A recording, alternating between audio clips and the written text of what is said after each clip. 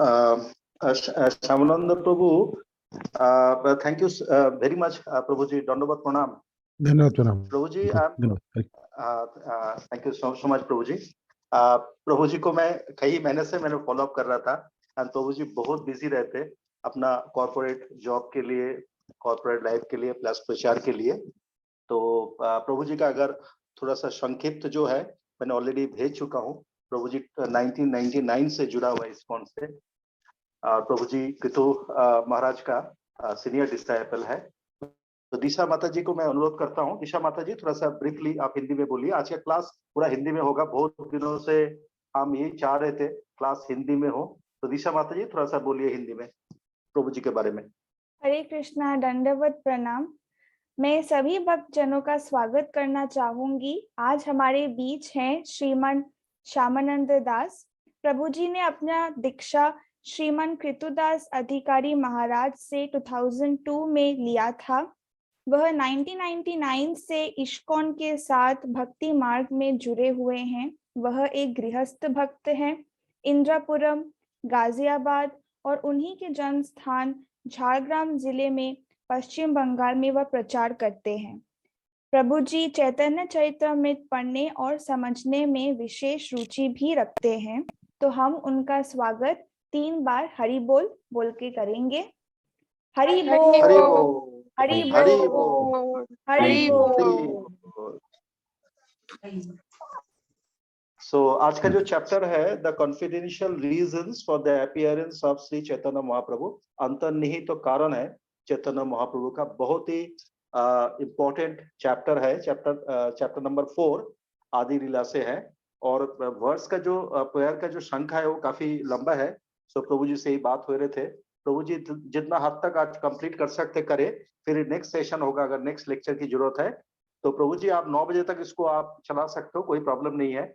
So thank you so much प्रभु जी once again. दंडवत प्रणाम प्रभु जी। धन्यवाद प्रणाम। धन्यवाद प्रणाम। मेरे को मेरी आवाज ठीक से सुनाई दे रहा, मेरे को बताइए तो। एकदम परफेक्ट हो, परफेक्ट हो, परफेक्ट परफेक्ट परफेक्ट। धन्यवाद प्रणाम।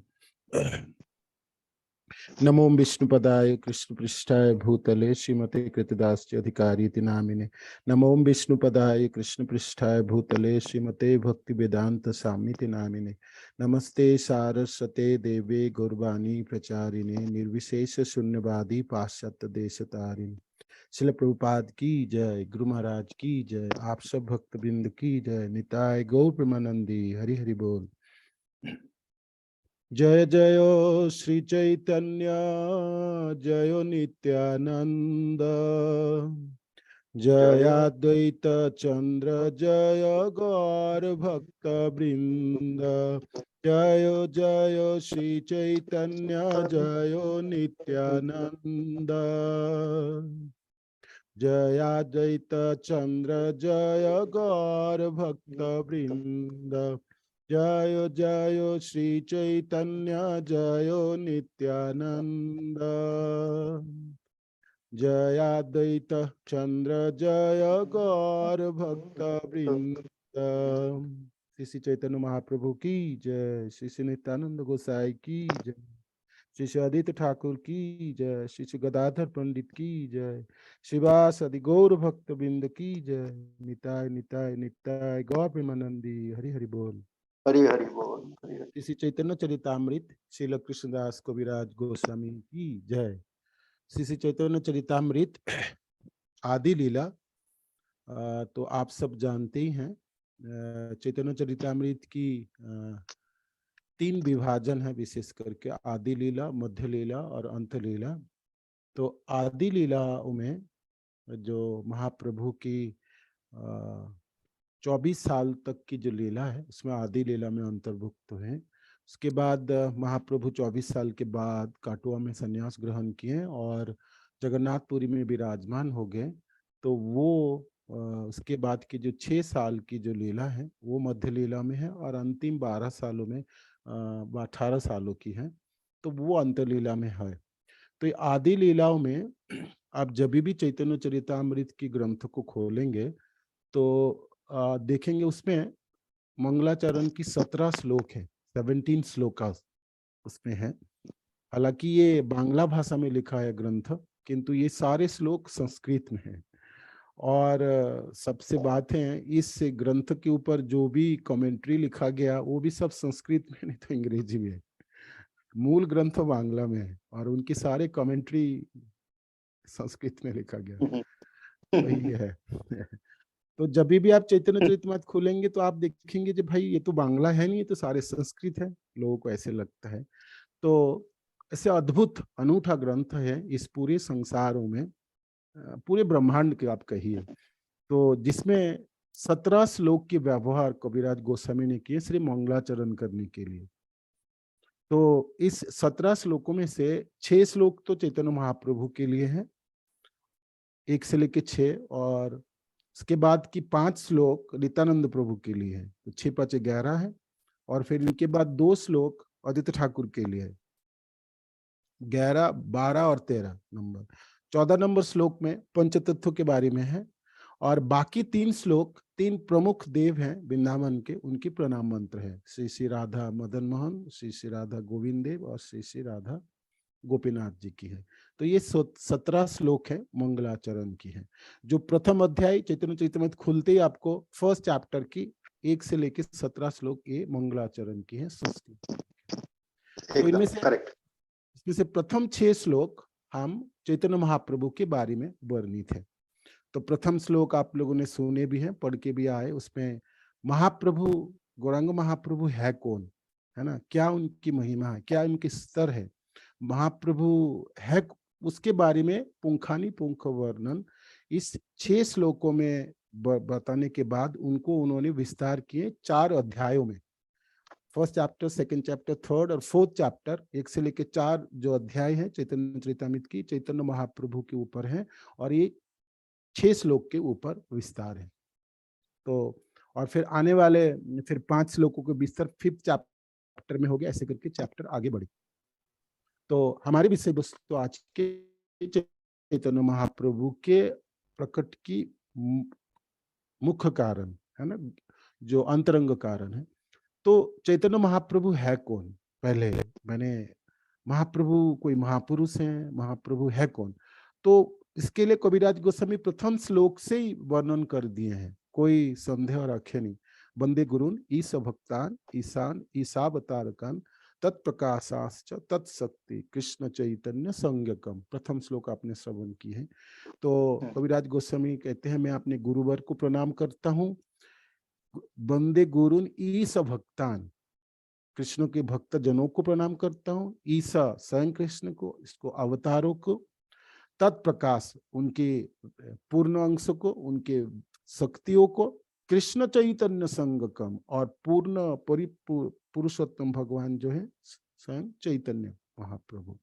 तो चैतन्य महाप्रभु ही कृष्ण है, और अनादिर आदि गोविंदम सर्व कारण कारणम। तो अनादि कृष्ण है, कृष्ण ही चैतन्य महाप्रभु है। तो प्रथम श्लोक में वर्णन करने के बाद दूसरे जो श्लोक है मंगलाचरण की, तो प्रणाम कर रहे हैं कविराज गोस्वामी।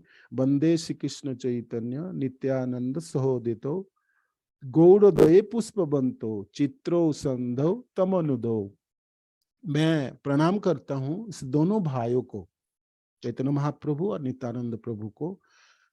उदितो है ना, वंदे श्री कृष्ण चैतन्य नित्यानंद सह उदितो, दोनों एक साथ प्रकट हुए, उदय हुए। कहाँ? पूर्व दिगंत है, गौड़ देश के पूर्व दिगंत में।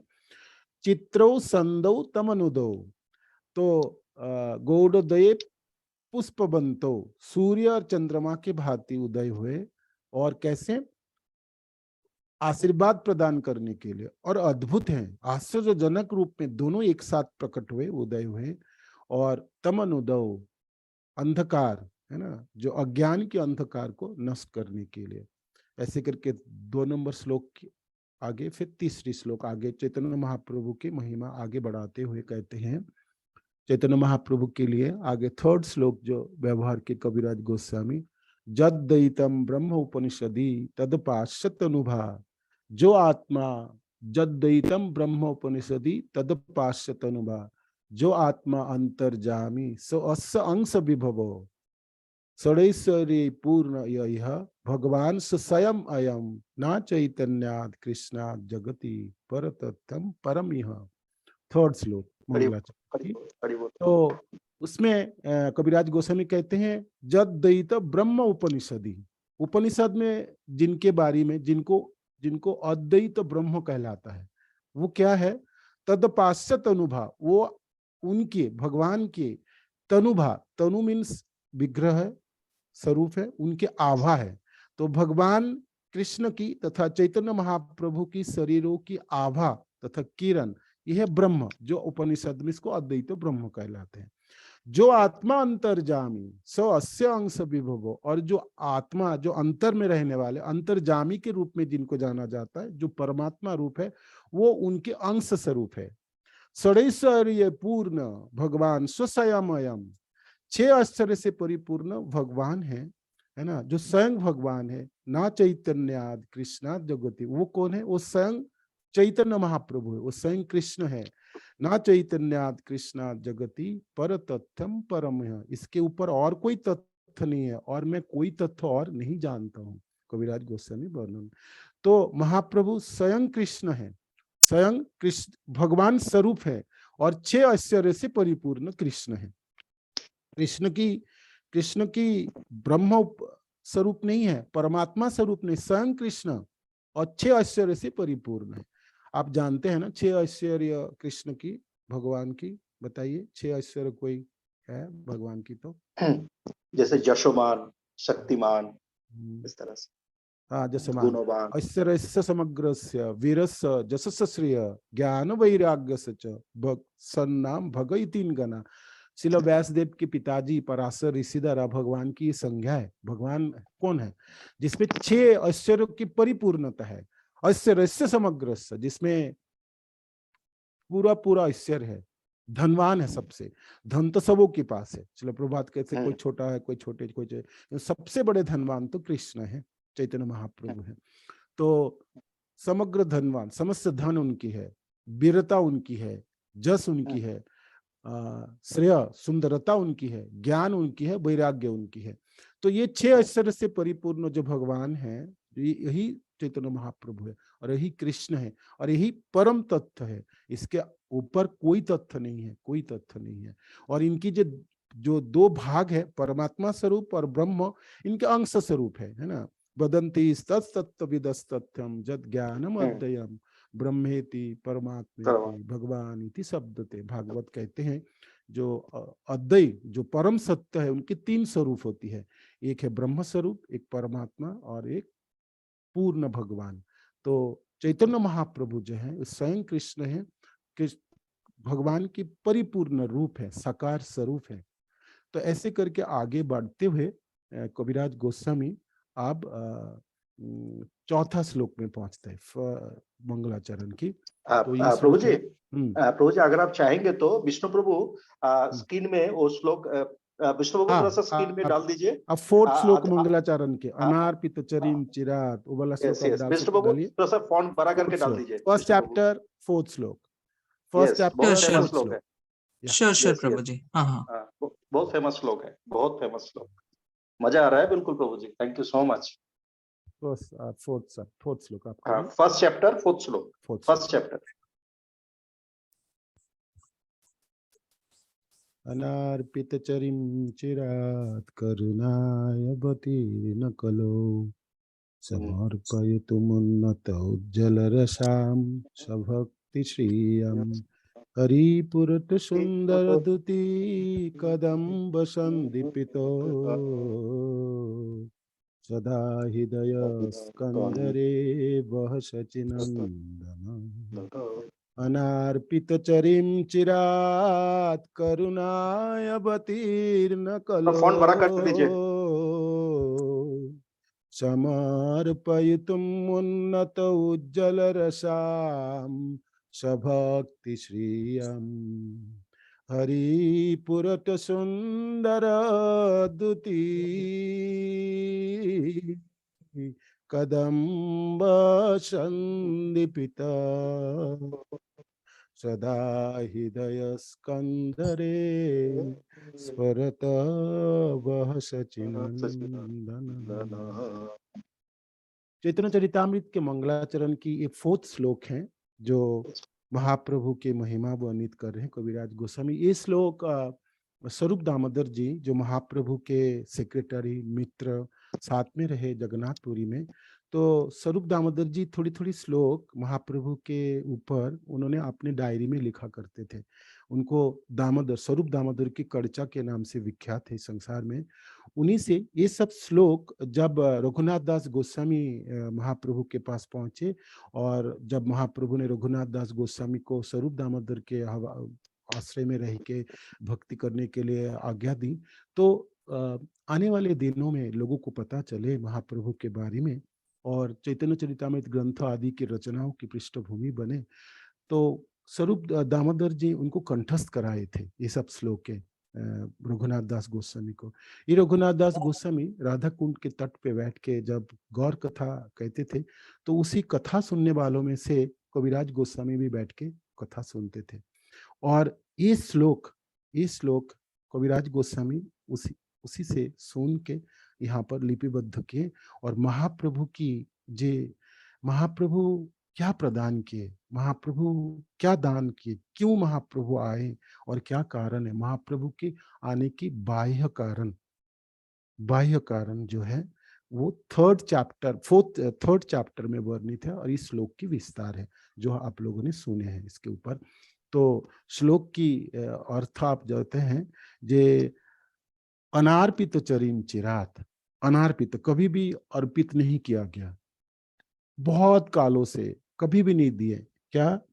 अनार्पित चरिम चितात करुणायावतीर्ण कलु, करुणा के वशीभूत होके कली युग में समर्पयतुम उन्नत उज्जवल रसाम सभक्ति श्रेयम।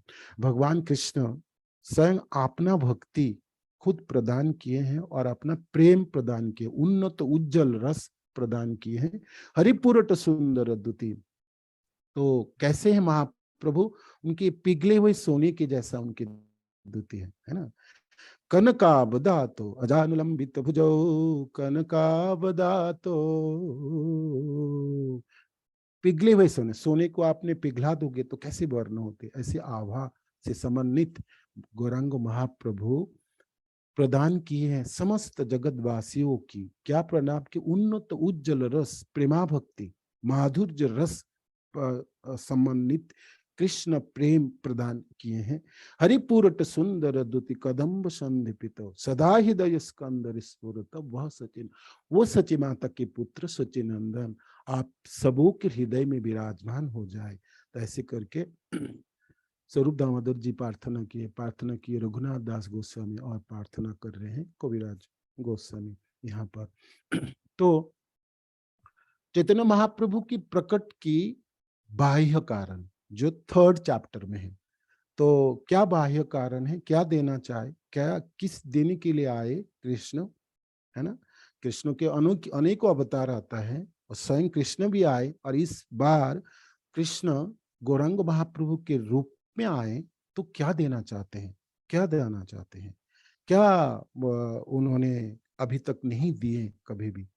तो जो कलिजुगों की धर्म है, संकीर्तन आंदोलन की प्रवर्तन किए चैतन्य महाप्रभु, और संकीर्तन के माध्यम से जो कृष्ण प्रेम, जो प्रेम कभी भी प्रदान नहीं किया गया, कभी भी किसी को नहीं मिले, अनार्पित चरिम चिरात, कभी इस पुरानों कालों में कभी भी नहीं दिया गया। स्वयं कृष्ण भी आए तो दिए नहीं किसी को, हाँ उन्होंने लीला तो किए हैं ब्रजभूमि में, किंतु कृष्ण प्रेम सबों को नहीं प्रदान किए।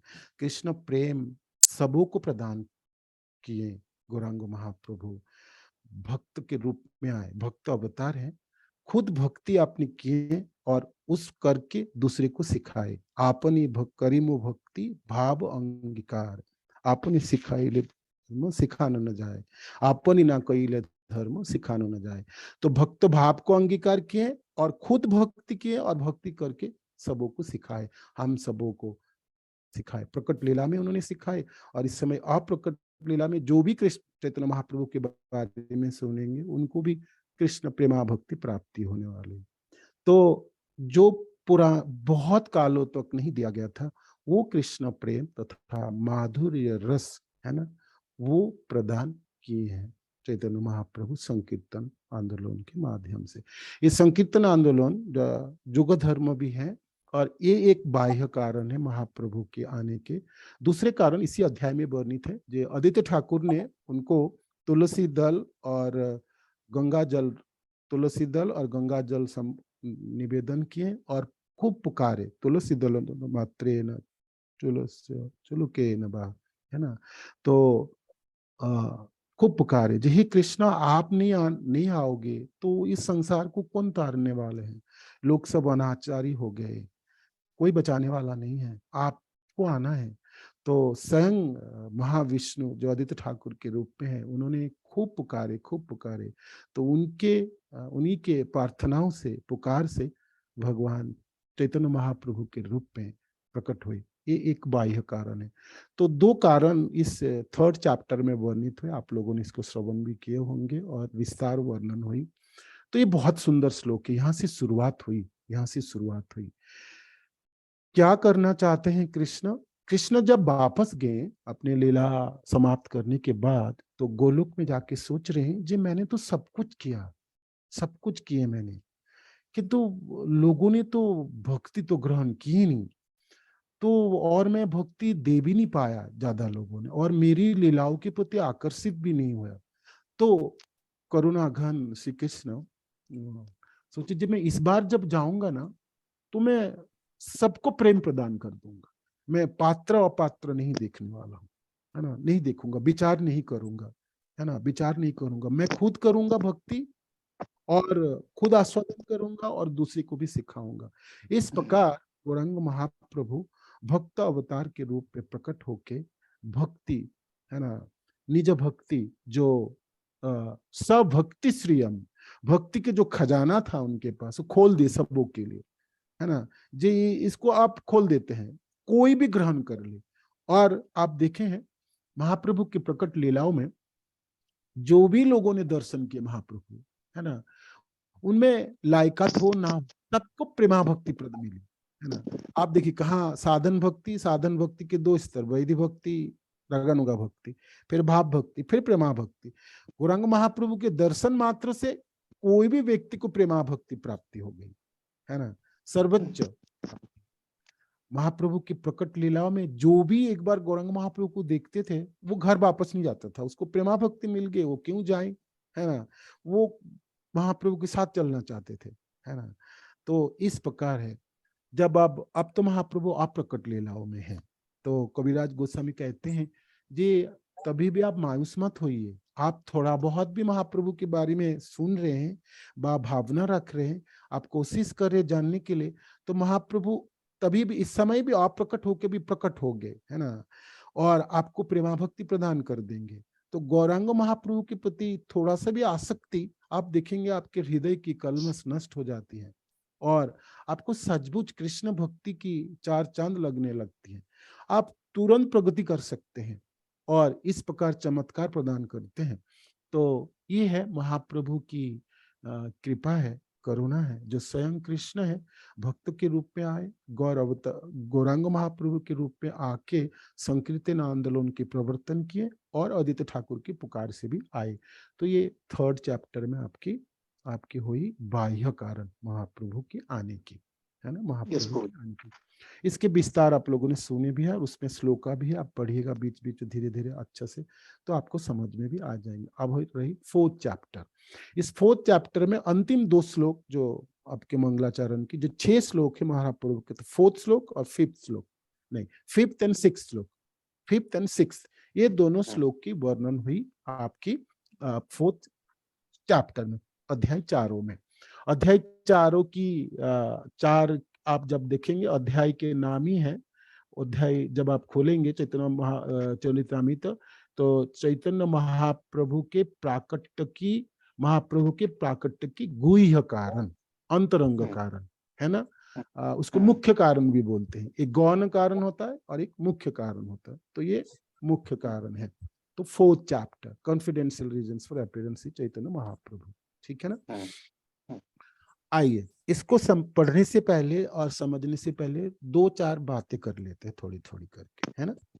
अभी तक आपने महाप्रभु के बारे में समझ गए, जो महाप्रभु है कौन। महाप्रभु कोई महापुरुष नहीं है, महाप्रभु कोई अवतार नहीं है, महाप्रभु स्वयं अवतारी कृष्ण है। कृष्ण ही है ना, किंतु कृष्ण से भी बढ़ के है आगे। अब हम इसको सुनेंगे, है ना, इसको हमको अब पता चलेंगे जो कविराज गोस्वामी यहाँ पर भी वर्णन के। ये जो दो श्लोक के ऊपर, 5th श्लोक और 6th श्लोक मंगलाचरण की, ये दोनों श्लोक भी स्वरूप दामोदर जी के लिखा हुआ श्लोक है, जो उनकी डायरी में वो लिखा करते थे, स्वरूप दामोदर की कड़चा। ये दोनों श्लोक रघुनाथ दास गोस्वामी को कंठस्थ कराए, और ये दोनों श्लोक प्राप्त हुई कविराज गोस्वामी के राधा कुंड के तट पे बैठ के जब कथा सुनते थे, रूप गोस्वामी, सनातन गोस्वामी पाद आदि के साथ बैठ के ना कथा श्रवण, तो उसी में ये श्लोक उन्होंने आत्मसात किए और चैतन्य चरितामृत ग्रंथ में लिपिबद्ध किए हैं। तो परंपराओं में प्राप्ति हुई। कविराज गोस्वामी आपने कोई मनगढ़ंत बातों को नहीं लिख रहे, परंपराओं से जो प्राप्ति हुई उसी में ये श्लोक दोनों दिए हैं। ये दोनों श्लोक इसमें लिपिबद्ध है। इस दोनों श्लोकों के ऊपर पूरी चैप्टर है, लगभग इसमें 277 श्लोक है पूरे अध्यायों में, ठीक है। अब आप थोड़ी सी विषय वस्तु को हम समझते हैं, है ना। आप भक्ति रसामृत सिंधु पढ़े होंगे, ना भी पढ़े होंगे, पढ़े भी होंगे तो अच्छा है, तो थोड़ी सी आपको सहायता मिलेंगी कि उन्होंने ये चैप्टर पूरे भागवत की और पूरे जितने भी हमारी गौड़िया संप्रदाय के आचार्य, समस्त शास्त्रों की सार है इस अध्याय में, 4th चैप्टर, है ना, और सचमुच कॉन्फिडेंशियल है। और ये चैप्टर जब आप पढ़ेंगे, सुनेंगे श्लोकों के ऊपर, तो आपको लगेंगे जी मेरे लिए भारी भी हो रहा है, तो आपको डरने की जरूरत नहीं है। महाप्रभु के, गौरांग महाप्रभु से आप प्रार्थना कीजिए तो आपको समझने की शक्ति प्रदान कर देंगे। और सचमुच गौरांग महाप्रभु पतित पावन है, करुणा घन है, उन्हीं की कृपा से ही उन्हीं के तत्व को हम समझ भी पाएंगे। दो टर्म्स व्यवहार होते हैं रस शास्त्र में, एक को कहते हैं विषय और दूसरे को कहते हैं आश्रय, है ना। ये विषय और आश्रय। तो विषय क्या चीज है रस शास्त्र में? जिनको हम प्रेम करते हैं, है ना, जो हमारे लिए प्रेमास्पद है, वो विषय होगी, है ना, याद रखिएगा। और जिन लोगों ने करते हैं, है ना, वो होगी आश्रय। जैसे आपने हमारी वृंदावन में कृष्ण बलराम मंदिर गए हैं और वहां पर मंगला आरती के समय आप दर्शन कर रहे हैं और आप देख रहे हैं अद्भुत सुंदर दोनों भाई, क्या सिंगर है, गले में मालाई है, कुंड केस है, केसों के ऊपर मोर पंख है, कानों में कुंडल है और फोटो में मुस्कान है। तो आप देख के स्तंभित हो गए, आपका ओहो मुंह में था ना, क्या अद्भुत है, ऐसे ऐसे बोल रहे हैं, आवाज होता ना, और आपकी आंखें विस्फारित हो गई, आप देखते रह गए, देख रहे, स्तंभित हो गई। तो भक्त मैं देख रहा हूं तो मैं आश्रय के स्तर पे हूं, और मेरे लिए विषय वस्तु दोनों भाई कृष्ण बलराम है, जो विग्रह के रूप में मेरे सामने विराजमान है। ओह कितनी सुंदर है कृष्ण, क्या अद्भुत श्रृंगार है, क्या होठों की मुस्कान है। तो यह विषय और आश्रय। तो आप बताइए सुंदरता की उपभोग कौन करता है, जो विषय वाले होंगे कि आश्रय वाले होंगे? आश्रय वाले। आनंद किसको प्राप्ति होगी? आश्रय वाले। आश्रय वाले हैं। मैंने आपको 3 उदाहरण और देता हूं। मानो कि गाय है, गायों के थनों में दूध है, आप जानते हैं, गाय को भी पता होगा, है ना, जो दूध है, किंतु दूधों की मिठास किसको पता होती है? बछड़े को, बछड़ा पीता, उसको पता है दूधों की क्या मिठास होता है। हालांकि दूध तो गाय में है, किंतु गाय को नहीं पता दूधों की मिठास क्या है। ये उपमा याद रखिएगा। एक उपमा और भी होती है, जैसे गन्ने देखे ना, शुगर कैन, है ना, गन्ने बड़ा मीठा है, मीठा रसों से भरा होता है गन्ना, किंतु गन्ने को काटने वाला और गन्ने को पीसने वाले को पता नहीं है गन्ने के रसों की मिठास किसको पता है? आप बोलिए। जो खाने वाला है, जो पीने वाला है ना, जो पीता है गन्ने के रस को पीने वाला, उसको पता है।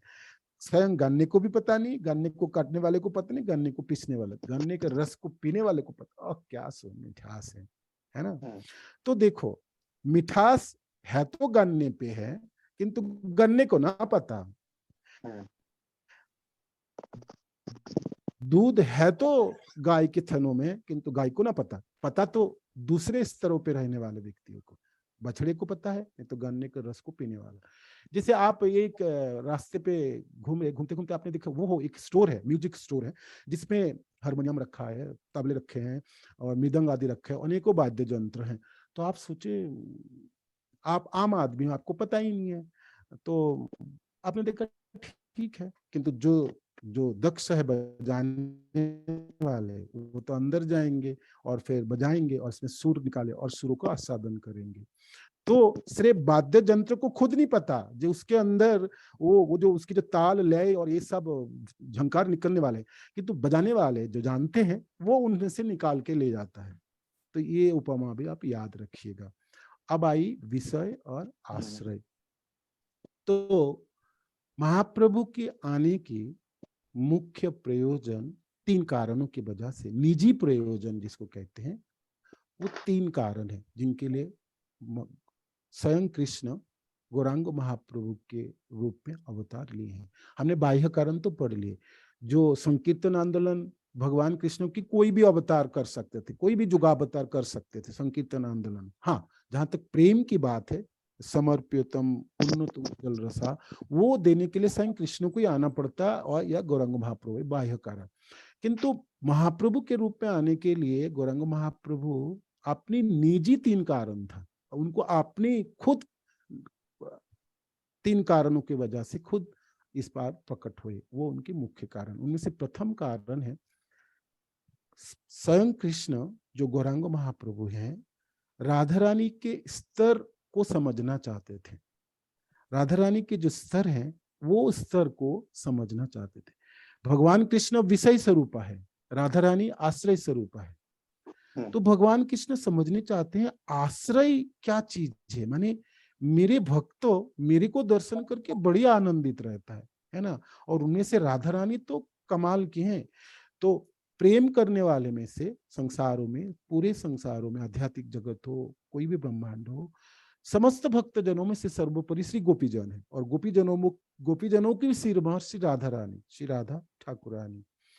तो भगवान सोच रहे थे कृष्ण जी, मेरे जो दिव्य प्रेम की जो आदान प्रदान है राधा रानी के साथ, तो भाई राधा रानी बड़ी आदान प्रदान करती है और बड़ी प्रेम में विह्वल रहती है, तो मेरे को तो इतना अनुभव होती नहीं, तो मैं उनके स्तर को समझना चाहता हूँ, टू रियलाइज राधा रानीज पोजीशन।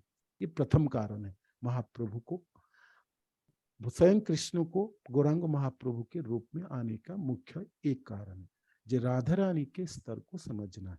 ठीक है। दूसरी कारण है, भगवान श्री कृष्ण पूर्ण अद्भुत, पूर्ण मधुर है ना, और उनकी अपनी दिव्य स्वरूप है, उनकी सुंदरता अद्भुत है ना। तो राधा रानी उन सुंदरता के प्रति आकर्षित है, और उनके आकर्षण सर्वोत्कृष्ट है, सर्वोपरि है। सब लोग आकर्षित, आप भी होते हैं, किंतु सबसे ज्यादा आकर्षण की अनुभव करती राधा रानी। तो भगवान की आने का कारण है जी, मेरी जो दिव्य सुंदरता है, मेरी जो सौंदर्य है ना, दिव्य रस है, उनका मैं अनुभव करना चाहता हूँ। ये दूसरी कारण है। और तीसरी कारण है भगवान कृष्ण सोच रहे हैं जो राधा रानी होती है, मैं भी आनंद अनुभव करता हूँ राधा रानी के साथ व्यवहार करते समय, आदान प्रदान करते समय बड़ी अनुभव होते हैं।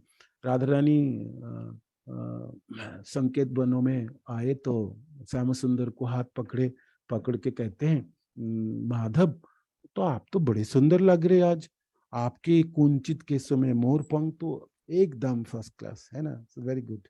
और फिर कानों की कुंडल में तो क्या चमकपना है, और गले में मालाई जो है क्या खुशबू है, और केशव आपकी जो पीताम्बर है उसकी तो कोई तुलना नहीं है। और सबसे अच्छा चीज बताऊं मैं, तो राधा रानी इस प्रकार अपने हाथों के भंगिमाओं से श्याम सुंदर के स्वरूप को वर्णन करते समय आपके होठों के जो मुस्कान है वो तो वाह। तो श्याम सुंदर सोच रहे, तो मेरे में इतना कुछ है, मैं सचमुच है। व्यक्ति जब सचता है तो वो अपने आईना में देखता है तो पता है मैंने ऐसे कपड़े पहने, ऐसे पहना, ऐसे पहना, ठीक है, सुंदर हूं। किंतु सुंदरता की जो निखारपना है, सुंदरता की जो जो जो परिचय है, सुंदरता की जो पुंखानी पुंख है, कौन अनुभव करती है? देखने वाले, है ना। राधा रानी सबसे ज्यादा उसमें से निखार लेती है। तो भगवान सोचते हैं कृष्ण जी, मैं जब लीला किया ब्रज में जाके, आनंद तो मेरे को भी प्राप्ति हुई, किंतु राधा की आनंद मेरे से ज्यादा है ना, उनकी आधिक्य ज्यादा है आनंद की। तो भाई मेरे को ना राधा रानी के आनंद की उपभोग करनी, वो आनंद मेरे को प्राप्ति करनी है ना। मैं कृष्ण बन के जाऊं तो होगी नहीं, मैं विषय में रहूं तो होगी नहीं, मेरे को आश्रय में जाना है, आश्रय के स्तर पकड़नी है ना। मैं कृष्ण बन के खड़ा रहूं तो मैं अपने को अनुभव नहीं कर पाऊं, कर तो पाऊंगा किंतु राधा रानी के बराबर ना कर पाऊं। वो उनकी जैसा आनंद के आधिक्य मेरे को प्राप्ति करना है। ये तीसरे लोभ था महाप्रभु भगवान कृष्ण की, जिस लोभ को पूरा करने के लिए भगवान कृष्ण गौरांग महाप्रभु के रूप में आए। तो तीनों को आप देखेंगे, थोड़ा थोड़ा करके सोचेंगे, तीनों इंटरलिंक्ड है, जुड़ा हुआ है। एक तो राधा रानी के स्तर पकड़ना है, महाप्रभु की इच्छा, महाप्रभु स्वयं कृष्ण सोचे राधा रानी के स्तर में पहुंचूंगा, उनके स्तर मेरे को लेना है। एक दूसरा, मैं अपनी दिव्य रसों को अनुभव करना, मैं बहुत सुंदर हूं। एक बार द्वारका में जब आपने महलों से निकाल के भगवान कृष्ण सुधर्मा सभा की तरफ जा रहे हैं, तो द्वारका के उसमें महलों में जो स्फटिक होती, जो फर्श में लगा हुआ, तो भगवान कृष्ण की छवि दिख पाए। कृष्ण देख के स्तंभित हो गए, वो बहुत सुंदर है, इतने सुंदर तो पता नहीं। तो देख के खड़े हो गए और दिखने लगे कितने सुंदर है कृष्ण। कृष्ण अपने सुंदरता की अनुभव, है ना, कृष्ण के रूप में नहीं कर पाएंगे। तो उस जो मेरी सुंदरता है, जो मेरी दिव्यता है, उसका मैं उपभोग करना चाहता हूँ। ये दूसरी लोभ था। और तीसरी, राधा रानी के जैसे आधिक्य हो। तो तीनों ही अनुभव करने के लिए, आस्वादन करने के लिए भगवान कृष्ण को राधा रानी के स्तर पकड़नी पड़ेंगी, विषय को छोड़ के आश्रय के स्तर पकड़ने पड़ेंगे, है ना। इसीलिए विषय स्वरूप कृष्ण, आश्रय स्वरूपा राधा रानी के भाव अंगीकार किए, राधा रानी के स्तर अंगीकार किए, और राधा रानी जो आनंद उपभोग करना चाहते ज्यादा आनंद उपभोग करते, उनके लिए लालसा जागी, वो खुद करना चाहते। तो इसीलिए इस तीन मुख्य कारणों के वजह से भगवान कृष्ण गौरांग महाप्रभु के रूप में इस कली युग में प्रकट हुए, जो ये श्रील प्रभुपाद आपकी इस अध्याय को शुरू करने से पहले ही 1.5 पेजों में इसको वर्णन की। ये जो दोनों श्लोक हम पढ़ने जा रहे हैं, उस दोनों श्लोकों की जो सार है, ये तीनों कारण है ना। मैं आशा करता हूं आपको समझ में आए। कोई तीनों कारण आप ठीक से समझ पाए तो वो तीनों उपमा मैंने आपको बताया था, वो थोड़ी सी ध्यान कीजिए तो फिर आपको समझ में आए। भगवान कृष्ण की सुंदरता को सबसे ज्यादा उपभोग करती दूसरी तरफ खड़े होने वाले भक्त लोग करेंगे, कृष्ण नहीं कर पाएंगे। कृष्ण तो खड़े है सुंदर, है ना, त्रिभंग के रूप में और बांसुरी बजाते हुए पूरा एकदम, किंतु उनकी सुंदरता को उपभोग करते हैं भक्तजन है दूसरी तरफ जो खड़े हैं, और सबसे ज्यादा करेंगे जो सबसे बड़े भक्त हैं, सबसे भक्तियों की सिरमौर राधा रानी है। तो राधा रानी, तो भगवान कृष्ण चाहते हैं मैं राधा रानी के स्तर प्राप्त करूं, है ना। तो इसीलिए उन्होंने विषय छोड़ के आश्रय के स्तर पे आए, ये प्रथम कारण। दूसरे, अपनी सुंदरताओं को अनुभव करने के लिए राधा रानी की भावनाओं की जरूरत है। भाई सुंदरता को तो भक्त अनुभव करते हैं, भक्त आस्वादन कर पाते ज्यादा, भगवान से ज्यादा भक्त लोग उपभोग करते हैं, है ना। मैंने कहा ना, कभी कभी वो गोचारण लीलाओं में कृष्ण को सजा के भेजते थे यशोदा मैया, सब कुछ ठीक था। तो सखाओं में से श्रीदाम, सुदाम, मधुमंगल, स्तव कृष्ण आदि के तक कृष्ण क्या पहने, छोड़ो, सब निकाल के रख देंगे। और फिर थोड़े थोड़े करके सजाते थे, और सजाने के बाद वो जंगलों में रंग बिरंग के पत्थर होते थे, इसको घिस के उसको कलर बनाते थे और ऐसे ऐसे फोटा फोटा डालते थे। और फिर आपके पत्ते आदि लेके कोमल पत्ते से सजाते थे, और फूलों से सजा के बाद में कृष्ण दिखाओ, दिखने में कैसे है। तो कभी गालों को इधर कभी इधर करेंगे, ठीक से खड़े हो या बैठ जाओ, देखना चाहिए। तो उपभोग कौन करता है? श्रीदाम करेंगे, सुदाम करेंगे, कृष्ण थोड़ी करेंगे, कृष्ण को तो सजा के बैठा दिया। तो इसीलिए अपनी सुंदरता की उपभोग विषय के स्तर पे रह के होगी नहीं, जब तक आश्रय के स्तर पे ना आया जाए। ये है। और ठीक है, अच्छा, कोई कोई कहेंगे भाई कृष्ण थोड़ी है, कृष्ण को भी तो पता है, राधा कृष्ण की लीलाओं में कृष्ण को भी तो आनंद हुई, रास लीला में कृष्ण को भी आनंद हुई, गोचरण लीलाओं में गोप सखाओं के साथ खेलते समय कूदते समय भगवान कृष्ण को भी आनंद की प्राप्ति हुई, ऐसा मतलब नहीं हुई। किंतु कृष्ण से भी ज्यादा आनंद की प्राप्ति कृष्ण सखा जनों की है, कृष्ण से भी ज्यादा आनंद की प्राप्ति श्री गोपी जनों की है, ज्यादा आनंद की प्राप्ति राधा रानी की। तो राधा रानी बहुत ज्यादा आनंद प्राप्ति करती है। मेरे को लालसा, मैं तो इतना नहीं कर पाता हूँ, तो मेरे को भी राधा रानी की जैसे आनंद की उपभोग करनी है। तो ये 3 कारण है ना, ये 3 कारण है। तो मैं आशा करता हूँ आप थोड़ा समझ पाए। ये तीनों आपने समझ के रखेंगे तो फिर आने की श्लोक हमारे लिए आसान होगी। तो किसी को कोई प्रश्न है इसमें? और कुछ आप ऐड करना चाहते हैं इस तीनों पॉइंट के ऊपर? यही 3 मूल कारण है महाप्रभु की आने की मूल प्रयोजन, निजी कारण। भगवान की अपनी लालसा होती है ना। ये अद्भुत गौरांग महाप्रभु के रूप में कृष्ण के आने का ये अनूठा है। भगवान कृष्ण ऐसे लोलुप कभी भी नहीं रहे। तो परित्राणाय साधूनां विनाशाय च दुष्कृतां, है ना, धर्म संस्थापनार्थ संभवामि जुगे जुगे, वो तो ठीक है ना। देखो भाई, साधु लोगों को बचाऊंगा और जो दुष्ट लोग उसको विनाश कर दूंगा, धर्म को स्थापन करूंगा, वो तो करते ही हैं कृष्ण, है ना, सब अवतार करते हैं, सब करते हैं। किंतु ऐसे लालसा कोई ना किए होंगे, ऐसे लालसा कोई ना किए, है ना। ऐसे कोई लालसा किए होंगे, आपने कभी पढ़े होंगे मत्स्य कूर्म वराह सिंह वामन आदि में, भगवान विष्णु में, किसी और में भी, है ना, ऐसी लालसा हुई होगी? आप बताइए, हुई होगी? आपने सुना होगा कभी, है ना? नहीं ना। तो ये अनूठा है, अद्भुत है, और ये निज लालसा है ना। इसीलिए आप चैतन्य महाप्रभु की लीलाओं में देखेंगे ये बाकी तो ठीक है, जुग धर्मों की प्रवर्तन 24 सालों में मायापुर में उन्होंने कीर्तन आदि किया, खूब नृत्य के, प्रचार के, उपदेश दिए। उसके बाद 6 साल संन्यास के बाद भी उन्होंने दक्षिण भारत की यात्रा की, वृंदावन की यात्रा की, सबों को उपदेश दिए। उसके बाद रथ यात्राओं के सामने नृत्य किए, गुंडीचा मार्जन आदि के, भक्त लोगों के साथ खूब नाचे, कीर्तन के, सब कुछ किए। किंतु अंतिम 12 साल गंभीरा में अपने को विराजमान कर लिए थे। अंतिम 12 साल महाप्रभु किसी से नहीं मिलते थे।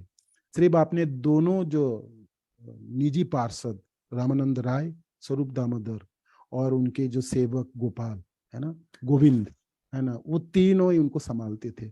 महाप्रभु उस समय अपने निजी प्रयोजन जो उनकी, जिसकी वजह से उन्होंने आए हैं, वो राधा रानी के भाव ग्रहण करके, है ना, कृष्ण प्रेमों की आस्वादन करते थे, विप्रलंब रसों में। तो ये तीनों कारणों को भगवान स्वयं बहुत अच्छी तरह से अनुभव किए, है ना। निजी प्रयोजनों के लिए वो 12 साल, अंतिम 12 साल वो उन्होंने गंभीरा में आपने लीला, अंत लीला के नाम से जो चैतन्य चरितामृत में लिपिबद्ध हुई। तो ये है। तो ये 3 कारण आप याद रखेंगे, ठीक है ना। अद्भुत है। कृष्ण खुद भी आपने जब ब्रज लीला किए तब भी ऐसा लालसा नहीं थे उनको फील हुए, अनुभव हुए, जी ये क्या हो रहा है भाई, मैं तो बड़ी सुंदर व्यक्ति हूँ, सब कुछ लीला मैं करता हूँ, और आनंद के उपभोग तो ये लोग करके चले जाते, राधा रानी करके चली जाती, है ना। मेरे को भी लालसा होता है ना व्यक्ति में, भगवान में भी लालसा उत्पन्न हो।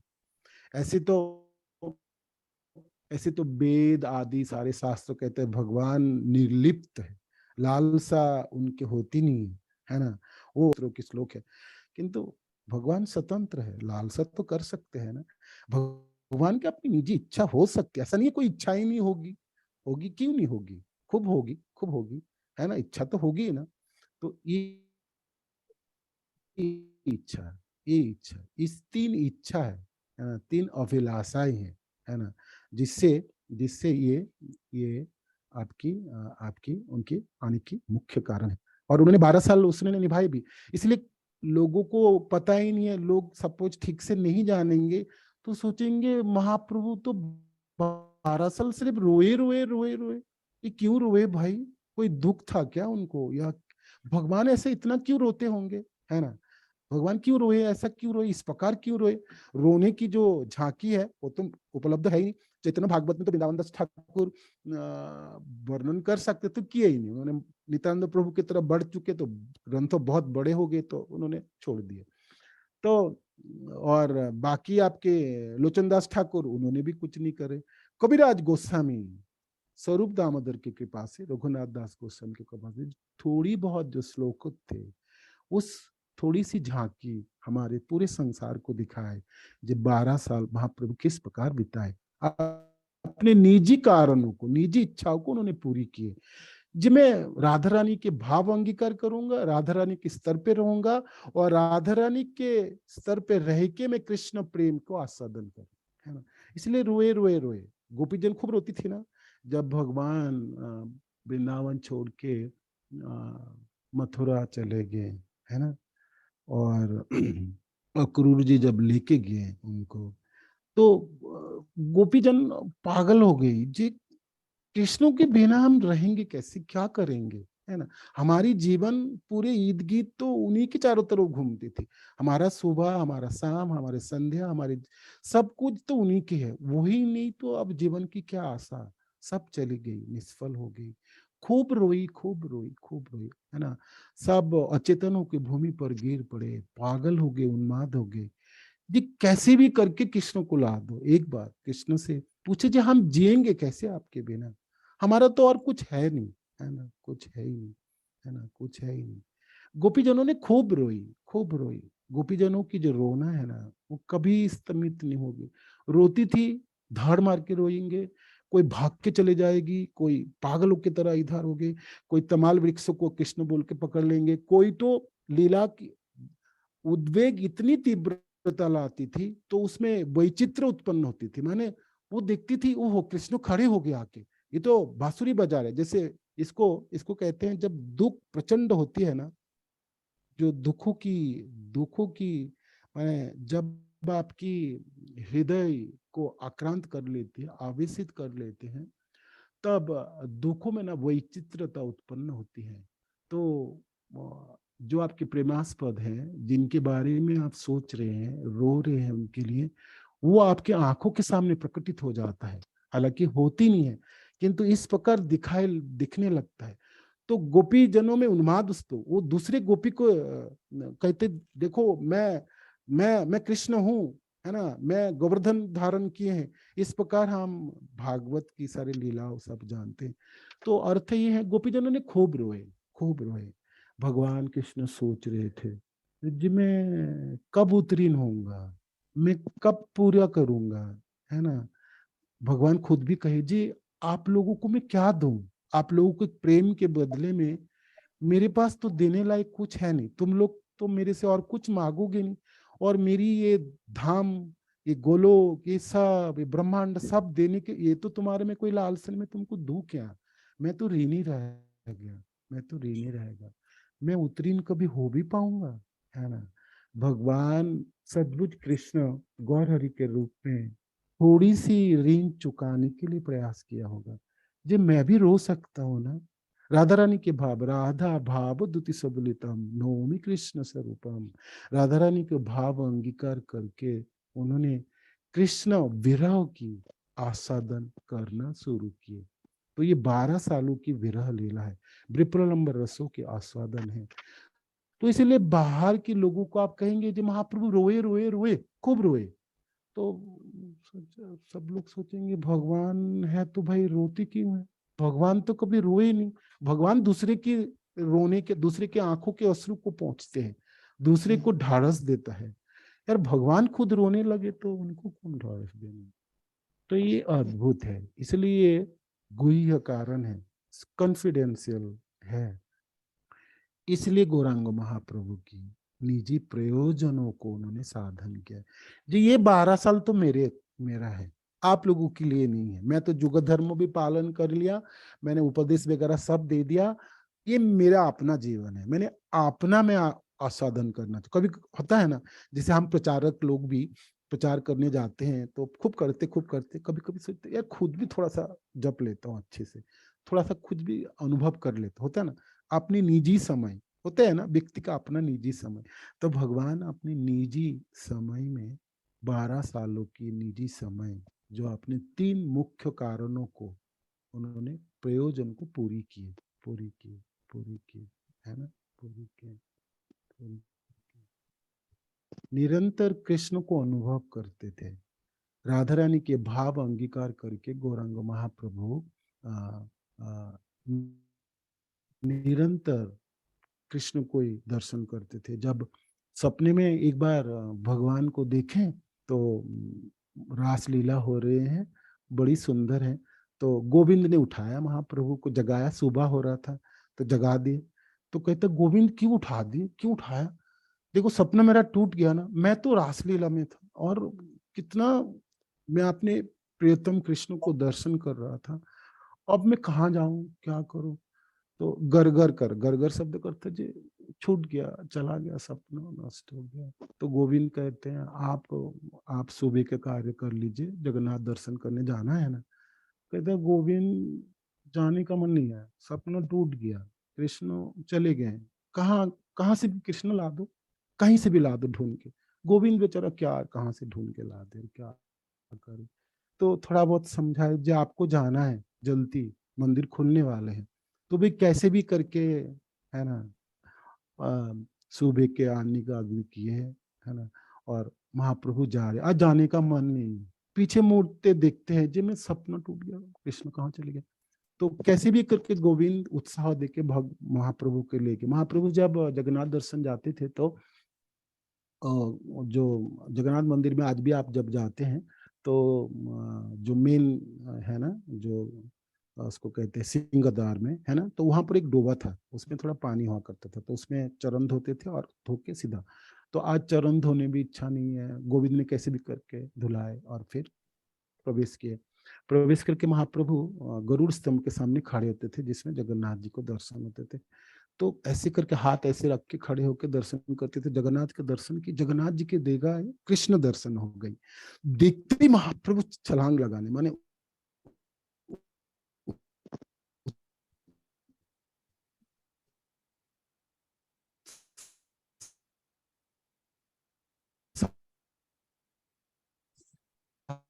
तो गोविंद को कहते हैं मैं कृष्ण मिल गए, मेरा कृष्ण मिल गए, कृष्ण मिल गए, कृष्ण मिल गए। तो देख रहे थे तो हुई, तो पर्दा वर्दा बंद हो जी देखने। तो महाप्रभु फिर मायूस हो गए, फिर कहते गोविंद चलो, कृष्ण तो चली गई, वापस चलते हैं। तो ये है दैनंदिन यात्रा थी महाप्रभु की, निरंतर कृष्ण को और कृष्ण की विप्रलंभ रसों में आस्वादन करना, राधा रानी के भाव अंगीकार करके। तो ये मुख्य कारण है, जो ये जो 3 प्रयोजन है जो भगवान निजी प्रयोजन पूरी किए, तो इस चैप्टरों में वर्णन हुई, इसको हमने पढ़ेंगे और आगे बढ़ते हुए। तो आपसे मैं पूछता हूँ, आपने तीनों कारण आपको समझ में आए, समझ पाए थोड़ा सा, या आप कुछ थोड़ा सा ऐड कीजिए, या आपके मनों में कोई प्रश्न है तो आप करेंगे, तो फिर मैं आगे बढ़ते हैं श्लोक को। इस यहाँ तक कोई आपकी कोई कठिनाई है, या कोई कोई एडिशन है, या आप कर सकते प्लीज। भारी तो नहीं होगी ना जी? नहीं नहीं प्रभु जी, श्लोक भी आप थोड़ा शुरू कर सकते हो, फिर अंत में फिर हम क्वेश्चन वगैरह पूछेंगे प्रभु जी। क्वेश्चन ठीक है, हाँ, ठीक आप है, वर्स वगैरह शुरू कर सकते हो, जो जो ठीक है। इम्पोर्टेंट वर्सेस है। तो 2 भार्स है ना, जो 2 भार्स के ऊपर ये पूरे अध्याय है, जिसके इर्द गिर्द में घूमेंगे, और वो है श्लोक संख्या 5th और 6th। तो आज श्लोक 5th पढ़ लेते हैं, है ना? आइए उसको पढ़ते हैं। विष्णु प्रभु आप स्क्रीन में उसको दिखा देंगे। 5th श्लोक मीन्स 55, इस चैप्टर के 55 श्लोक है, निकाली तो इस चैप्टर के 55 श्लोक, 55 जिसमें वो आपकी मंगलाचरण की 5th श्लोक है आप, हाँ 55, हाँ इस श्लोक को निकाल लीजिए। हाँ,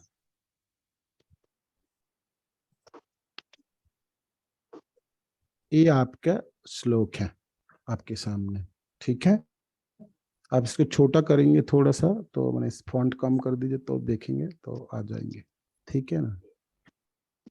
ये है श्लोक, ये मंगलाचरण की 6 श्लोक है जो चैतन्य महाप्रभु के ऊपर, ये 5वां श्लोक है। आप देखेंगे फर्स्ट चैप्टर में आप 1 2 3 4 5 नंबर श्लोक पढ़ेंगे तो ये श्लोक है ना? ये श्लोक है। तो यहाँ से इस श्लोक को समझाने के लिए कृष्णदास कविराज गोस्वामी, देखिए श्लोक को 55 में वर्णन किया, माने इससे पहले उन्होंने 54 श्लोक व्यवहार किए हैं, है ना? इसकी पृष्ठभूमि समझाने के लिए, उनके व्यवहार को समझाने के लिए, माने बैकग्राउंड को समझाने के लिए, बैकग्राउंड समझाने के लिए, है ना? तो कोई बात नहीं, हमने थोड़ा बहुत बैकग्राउंड समझे और थोड़ी बहुत मैंने आपको आलोचना करके दी। आइए श्लोक को एक बार पढ़ लेते हैं, उसके अर्थ पढ़ लेते हैं, फिर हम पीछे जाएंगे, है ना? क्योंकि हमको आपको याद रखना है जी, मैंने तो 6 श्लोक था, ये वो मेरा जो 5वां नंबर श्लोक जिसके लिए चैप्टर शुरू हो रहे वो कहाँ है, आपको याद रखना है। ये 55 नंबर श्लोकों में ये है, तो इसको हम पढ़ते हैं, ठीक है ना? राधा कृष्ण प्रणय विकृतिर आह्लादिन शक्तिरस्माद् एकात्मनो अपि भुवि पुरा देहभेदं गतो तो चैतन्याख्यं प्रकटधुना तद्वयं च अख्यम् आप्तं राधा भावदूती सुबलितं नौमी कृष्ण स्वरूपम। आप पढ़िए तो, कोई आप लोग भी पढ़ सकते हैं, पढ़िए अभी पढ़िए।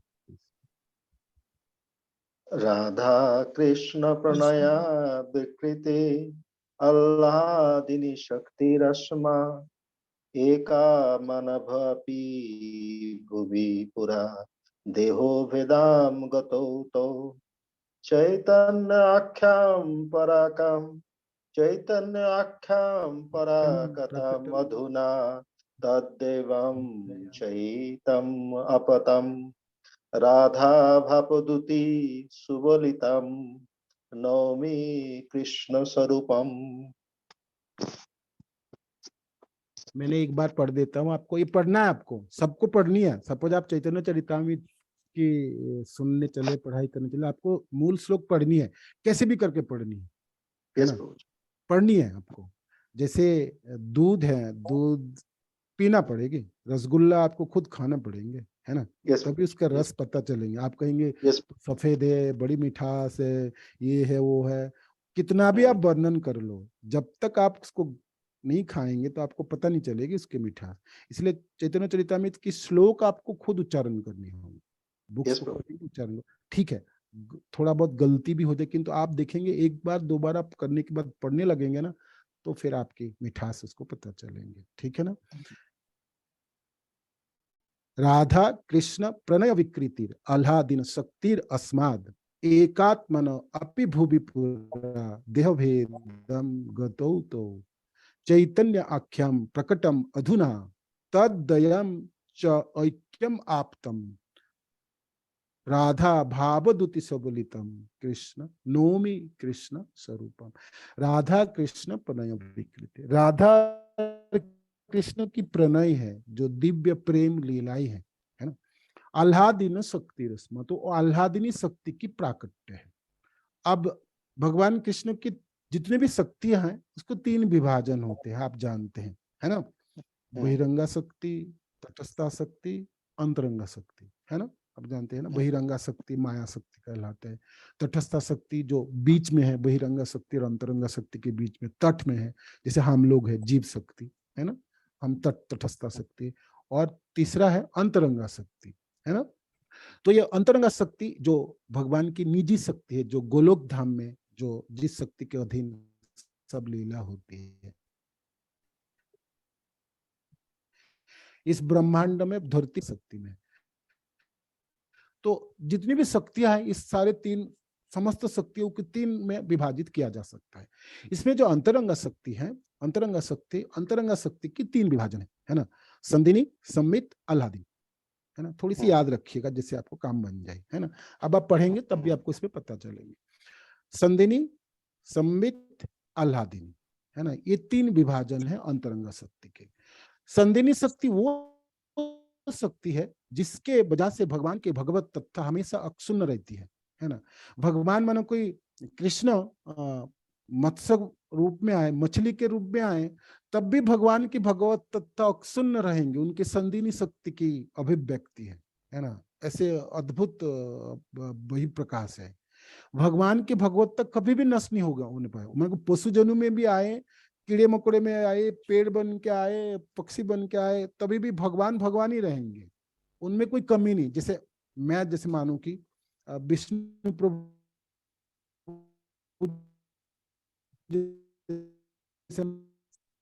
क्या आपकी स्पेशलिटी है यूके में? विष्णु प्रभु क्या क्या आप स्पेशलिटी है? मैं सॉफ्टवेयर इंजीनियर हूँ प्रभु जी। सॉफ्टवेयर इंजीनियर, जैसे आप सॉफ्टवेयर इंजीनियर फिर दोबारा पढ़नी पड़ेगी, है ना। आपको आप ऐसा नहीं कहेंगे मैं पिछले जीवन में सॉफ्टवेयर इंजीनियर था अभी सॉफ्टवेयर इंजीनियर, ऐसे नहीं होगी। आपको फिर वो स्क्रैच मैंने आपको पहले फर्स्ट से आपको पढ़ाई करनी पड़ेगी और ज्ञान अर्जन। तो हमेशा आप सॉफ्टवेयर इंजीनियर नहीं रहेंगे, तो भगवान के भगवत तत्व हमेशा विराजमान 6 ऐश्वर्य से परिपूर्ण हमेशा रहेंगे। मत्स्य कूर्म वराह वाम किसी भी रूप में आए कृष्ण, कभी भी पूरी परिपूर्णता होगी उसमें, है ना। ये संदिनी शक्ति की अभिव्यक्ति है। दूसरी है सम्मित। सम्मित शक्ति की है भगवान हमेशा ज्ञानवान रहेंगे, कभी अज्ञानी नहीं होंगे।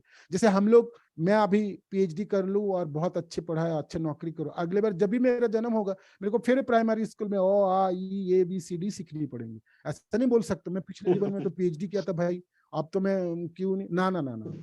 भगवान के ज्ञान परिपूर्ण रहेंगे, कभी भी अज्ञान नहीं होंगे, अज्ञानी ऐसा नहीं भगवान छोटे से बच्चे के रूप में आए, माँ के हाथ पकड़े तो भगवान अज्ञानी, ना ना ना, परिपूर्ण ज्ञान है। ये उनकी सम्मित शक्ति की अभिव्यक्ति है ना। भगवान परिपूर्ण ज्ञान रहेंगे। तो मछली के रूप में, आपको याद है मछली के रूप में आए तो सत्यव्रत राजा को कहता है मेरे को घर ले चलो, घर ले चलो। अरे मछली कोई बात करता है, कभी देखा होगा? वो घर ले आए तो छोटे से जगह तो बढ़ने लगा, फिर बढ़ने लगा, कुएं में, फिर तालाब में, फिर समुद्र में ले गया। आप जानते हैं ना। तो किस प्रकार फिर भगवान ने किस प्रकार आदेश दिए, है ना, वो सब आप जानते हैं। मत्स्य कूर्म वराह निसिंह बामन, भगवान किसी भी रूप में भी कैसे भी जगह पे जाए, कहीं भी जाए, कैसे भी जो भगवान की ज्ञान अक्षुण्ण रहेंगे। ये उनकी सम्मित शक्ति की अभिव्यक्ति है। कभी भी भगवान को अज्ञानी नहीं बनाएंगे। कभी भी भगवान ऐसा नहीं है जी भाई मेरे को कुछ पता ही नहीं चल रहा ब्रह्मांड में क्या हो रहा है, ऐसा नहीं होगी, ऐसा नहीं होगी। ऐसा नहीं होगी, है ना। हम सोचते हैं जैसे हम घर के करता है तो कभी कभी हमारे कंट्रोल में होता है, किंतु कभी कभी पता ही नहीं होता पत्नी बच्चे क्या कर रहे हैं, किधर जा रहे हैं। कभी आप सब कुछ बताते हैं तो पत्नी कहेंगे भाई तुमको तो बताया था, आपको तो याद रहता है नहीं कुछ, है ना। तो ये है भगवान ऐसे कभी भी नहीं होगा। ऐसा नहीं कभी होगा जी कृष्ण भूल गए, याद ही नहीं है कुछ, ऐसा नहीं होगी, ऐसा ना होगी, ऐसा ना होगी, ऐसा ना होगी। हाँ, जानबूझ के भगवान अज्ञानी के आचरण करे वो दूसरा है, कि तू ज्ञान परिपूर्ण है। पुतना को मारते समय भगवान परिपूर्ण ज्ञान थे उनको, है ना जी क्या करने जा रहे हैं। हालांकि छोटा सा बालक शिशु है और 1 महीने की बालक है। 1 महीने बालक की क्या स्थिति होगी, वो तो करबट भी नहीं ले सकता। हम लोग है ना, बचपन को याद कीजिए, करबट भी नहीं ले सकते कोई। राक्षस को कहां से मारेंगे। तो भगवान परिपूर्ण ज्ञानवान रहते हैं, ये उनके संबित शक्ति की अभिव्यक्ति होती है।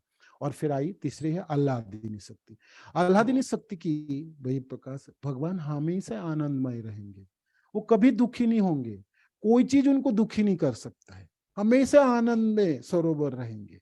आना नहीं ना, रसो वैसम है ना, वेदांत सूत्र में रसों के आगार है, रसों के आश्रय है कृष्ण, आनंद के आगार है, सबको आनंद देने वाले हैं। जो भी कृष्ण के साथ संबंधित होंगे वो आनंदित होंगे। कृष्ण नाम जप के हम आनंदित होते, कृष्ण जनों के साथ संग करके आनंदित होंगे। कृष्ण स्वयं आनंद की आगार है, आश्रय है ना। तो ये उनके आह्लादिनी शक्ति की अभिव्यक्ति है।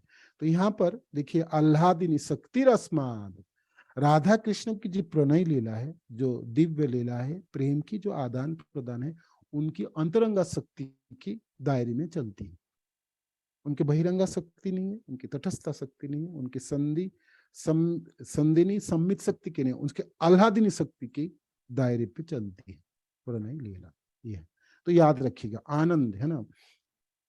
महात्मानस्तु माम पार्थम दैवीं प्रकृति में आश्रिता, है ना, गीता में श्लोक आती है ना, भजन्ति अनन्यो मनोसो।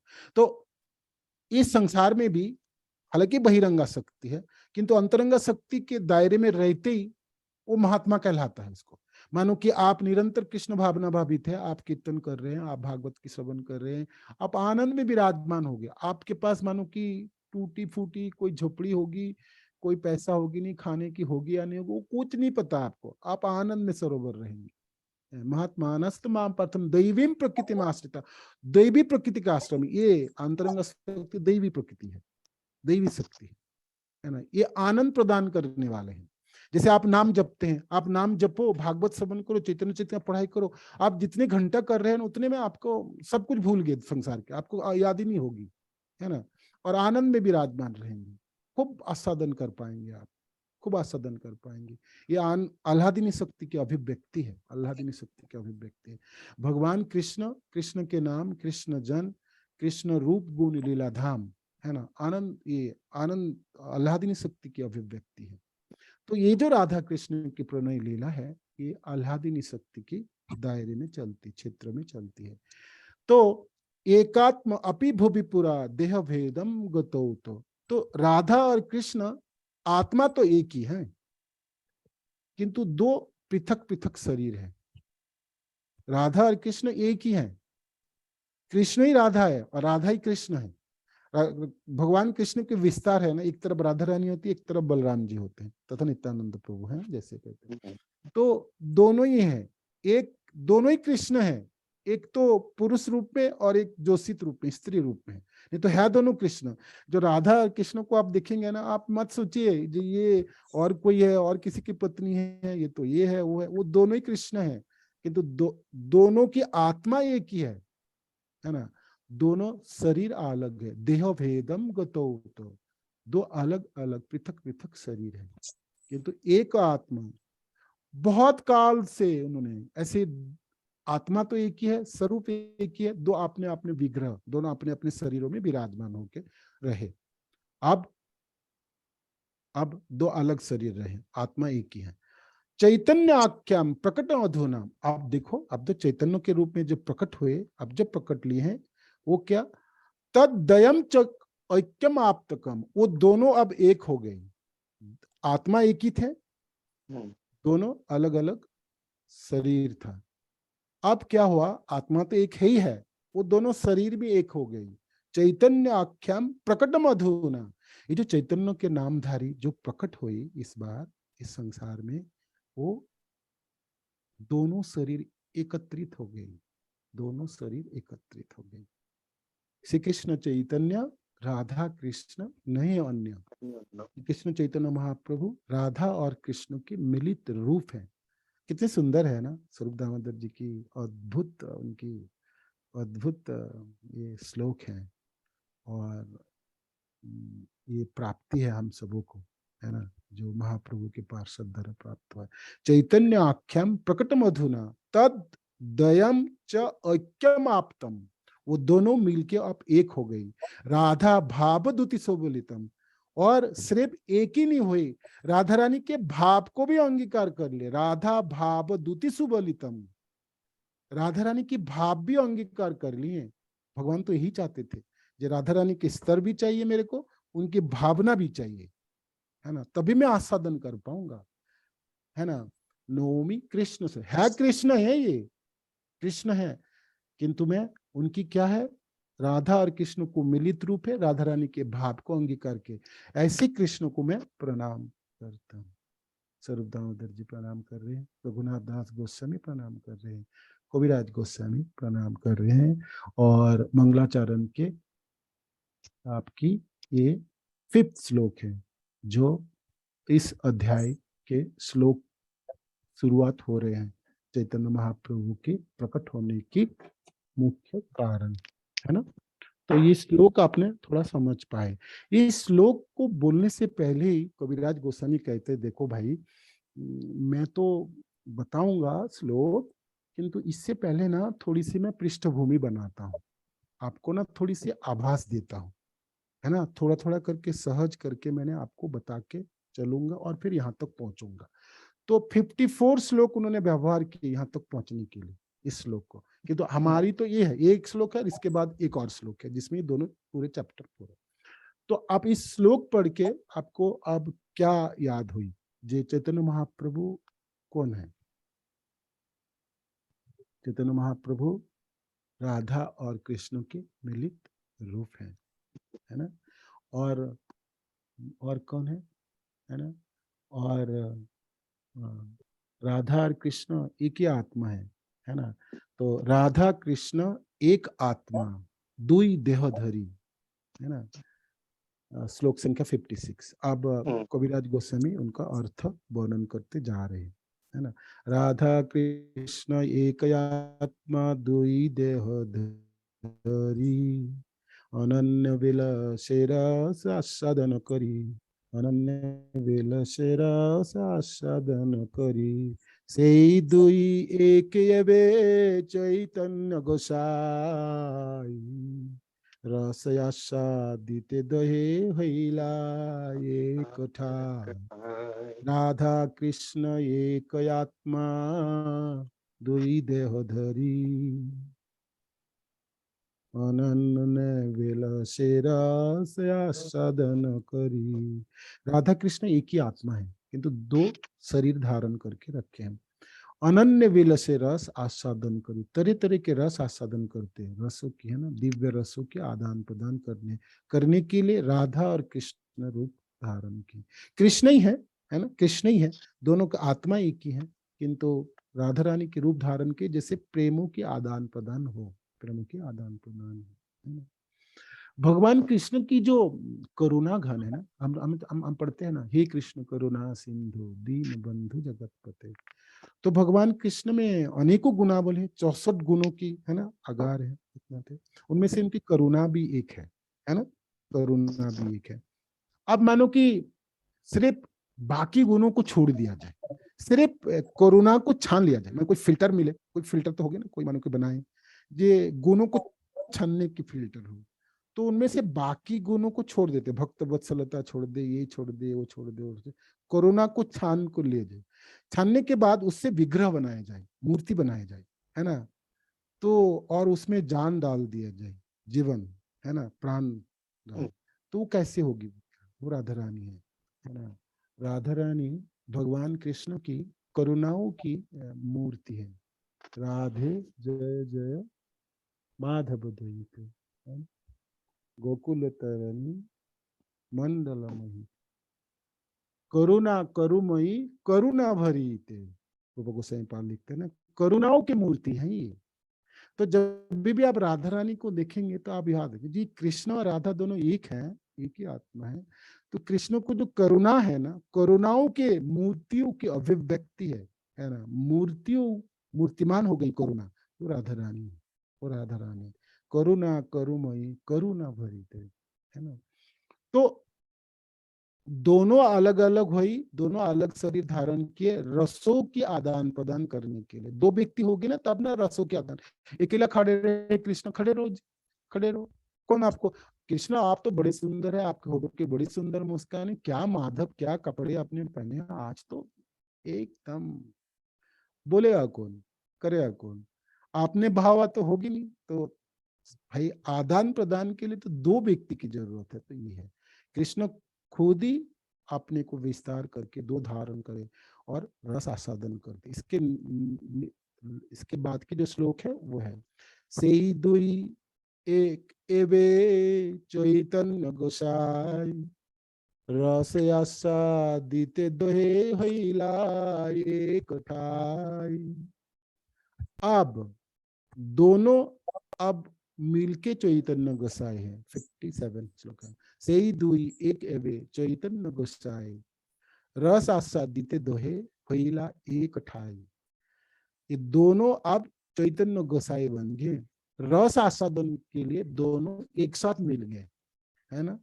रस आस्वादित दोहे होइला एक ठाई, एकत्रित हो गए, एकत्रित हो गए, ठीक है ना, एकत्रित हो गए। तो गौरांग महाप्रभु राधा रानी के स्तर ग्रहण किया, आश्रय विषय से आश्रय में उन्नीत हुई और राधा रानी के भाव भी अंगीकार किया और राधा रानी के वर्ण भी करें, है ना। अजानुलंबित भुजो, अजानुलंबितो भुजो, अजानुलंबितो भुजो कमललोचन तिल फूल जिनीनासा सुधांशु वदन। अजानुलंबित और कमललोचन, कमल की पंखड़ियों की तरह आंखें हैं, और क्या है, तिल फूल, तिल होता है ना तिल, उसके फूल, फूलों की तरह उसके नाक है, तिल फूल जिनीनासा सुधांशु वदन, चंद्रमाओं की तरह श्रीमुख है ना शोभा। चंदन अंग दो बाला चंदन लेपन, चंदन अंगद, चंदन की उन्होंने कंगन पहने हैं और बाजूबंद है उनमें, और सारे शरीर में चंदनों के लेपन है। और ऐसे करके नित्य करी, नित्य करेन परी श्री कृष्ण कीर्तन, कृष्ण कीर्तन के समय नृत्य करते थे, ऐसा ऐसा धारण करके। तो ये चैतन्य महाप्रभु है, चैतन्य महाप्रभु है, राधा रानी और कृष्ण के मिलित रूप है, किंतु है तो कृष्ण, किंतु राधा रानी के भाव उन्होंने अंगीकार कर लिया। राधा भाव दुति सुबलितम, राधा भाव दुति सुबलितम नोमि कृष्ण स्वरूपम स्वरूपम। अब आपने वो याद रखिए भाई, क्यों हुए, आप पूछिए कृष्ण आप ऐसे क्यों कर लिया आपने, क्या आपकी प्रयोजन है, तो वो तीनों प्रयोजन याद रखिएगा जो मैंने आपको क्लास शुरू होते समय बताया था, ठीक है ना। आगे अब इस श्लोक को समझाने के लिए अब कविराज गोस्वामी जो पिछले 54 श्लोक व्यवहार किए, तो उसे ये बता रहे थे जे भगवान कृष्ण जो काम करते हैं, जैसे असुर को मारने का काम, संसार को पालनों के काम, वो तो विष्णु कर लेते हैं। उनके अंदर, कृष्ण के अंदर अवतारी है ना, कृष्ण के अंदर सब कुछ है, विष्णु और उनके सारे अवतार होते हैं, तो वो कोई भी अवतार कर लेंगे, ये असुर संहार और जगत के पालन कोई भी कर ले, है ना। कृष्ण की जरूरत नहीं, कृष्ण को उस पर इन्वॉल्व की जरूरत हो नहीं पड़ेंगे नहीं। तो फिर ब्रज में आके कृष्ण क्यों लीला किए भाई, है ना। तो भगवान चाहते हैं जी भाई मेरी गोलोक धाम की लीला लोगों को पता तो चले, मैं कैसे रहता हूँ। मैं थोड़ी असुर को मारने के लिए आ जाता, लोग तो पता चलता है मारता धरता रहता, परित्राण साधुनाम विनाशाय च दुष्कृतम, है ना, धर्म संस्थापनार्थ संभवम, ये तो भगवान के अवतार भी कर ले, है ना। तो कविराज गोस्वामी का बताते हैं ये सब उनके विष्णु की काम है, उनके अवतारों को काम है, वो कर सकते थे, उनके लिए कृष्ण की जरूरत नहीं है। तो फिर कृष्ण आपकी वृंदावन लीलाओं में क्यों आए। प्रभु जी आपके पास समय है ना, मेरे पास मेरे को पता नहीं, साथ आपका टाइम क्या है। हाँ नहीं टाइम है प्रभु जी। आपका ना स्क्रीन काफी हिल रहा है विष्णु बाबू, क्या कारण हो सकते हैं, वो सिग्नल के वजह से प्रभु जी का स्क्रीन हाँ काफी हिल रहा है। हाँ प्रभु जी, ये सिग्नल की वजह से शायद कुछ नेटवर्क इश्यू हो सकता है।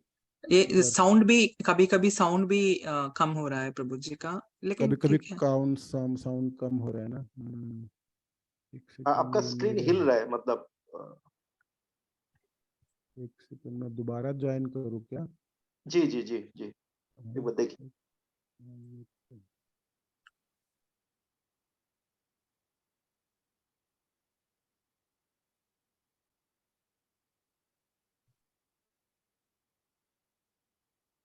विष्णु, कैसे लग रहा है आज का लेक्चर और बाकी बाकी लोगों को? ओह, बहुत एंजॉय कर रहा हूँ प्रभु जी। मतलब प्रभु जी तत्व वेरी डिटेल्ड नाइसली एक्सप्लेन कर रहे हैं प्रभु जी। हम्म। और जो कुछ भाषा के साथ ना, हिंदी बंगाली भाषा के साथ ये एक्चुअली फिलोसफी जाता है। जब इंग्लिश में बोलोगे ना वही चीज, उसमें वो आता नहीं है, मेरे को ऐसे लगता है। सही है, सही है। वो सही है लिमिटेशन प्रभु जी, है। सही वो है। लिमिटेशन है, वो भाषा के साथ जाता है। जैसे बंगाली में, हिंदी में, संस्कृत में जो चीज बोलोगे ना वो इंग्लिश में जाता नहीं है।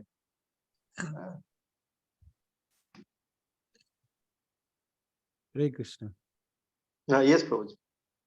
हाँ, अभी सुन ठीक तो है पा फिर। रहे हैं आपने मेरा? हाँ, लेक्चर हो सकता है आपके वीडियो ठीक नहीं होगी, तो ठीक है। आप जो हाँ। भी है, तो आज मैंने यहाँ हम्म, तक छोड़ता हूँ, कि मैंने एक दिन में पूरी बता दूं ना, भारी हो जाएंगे।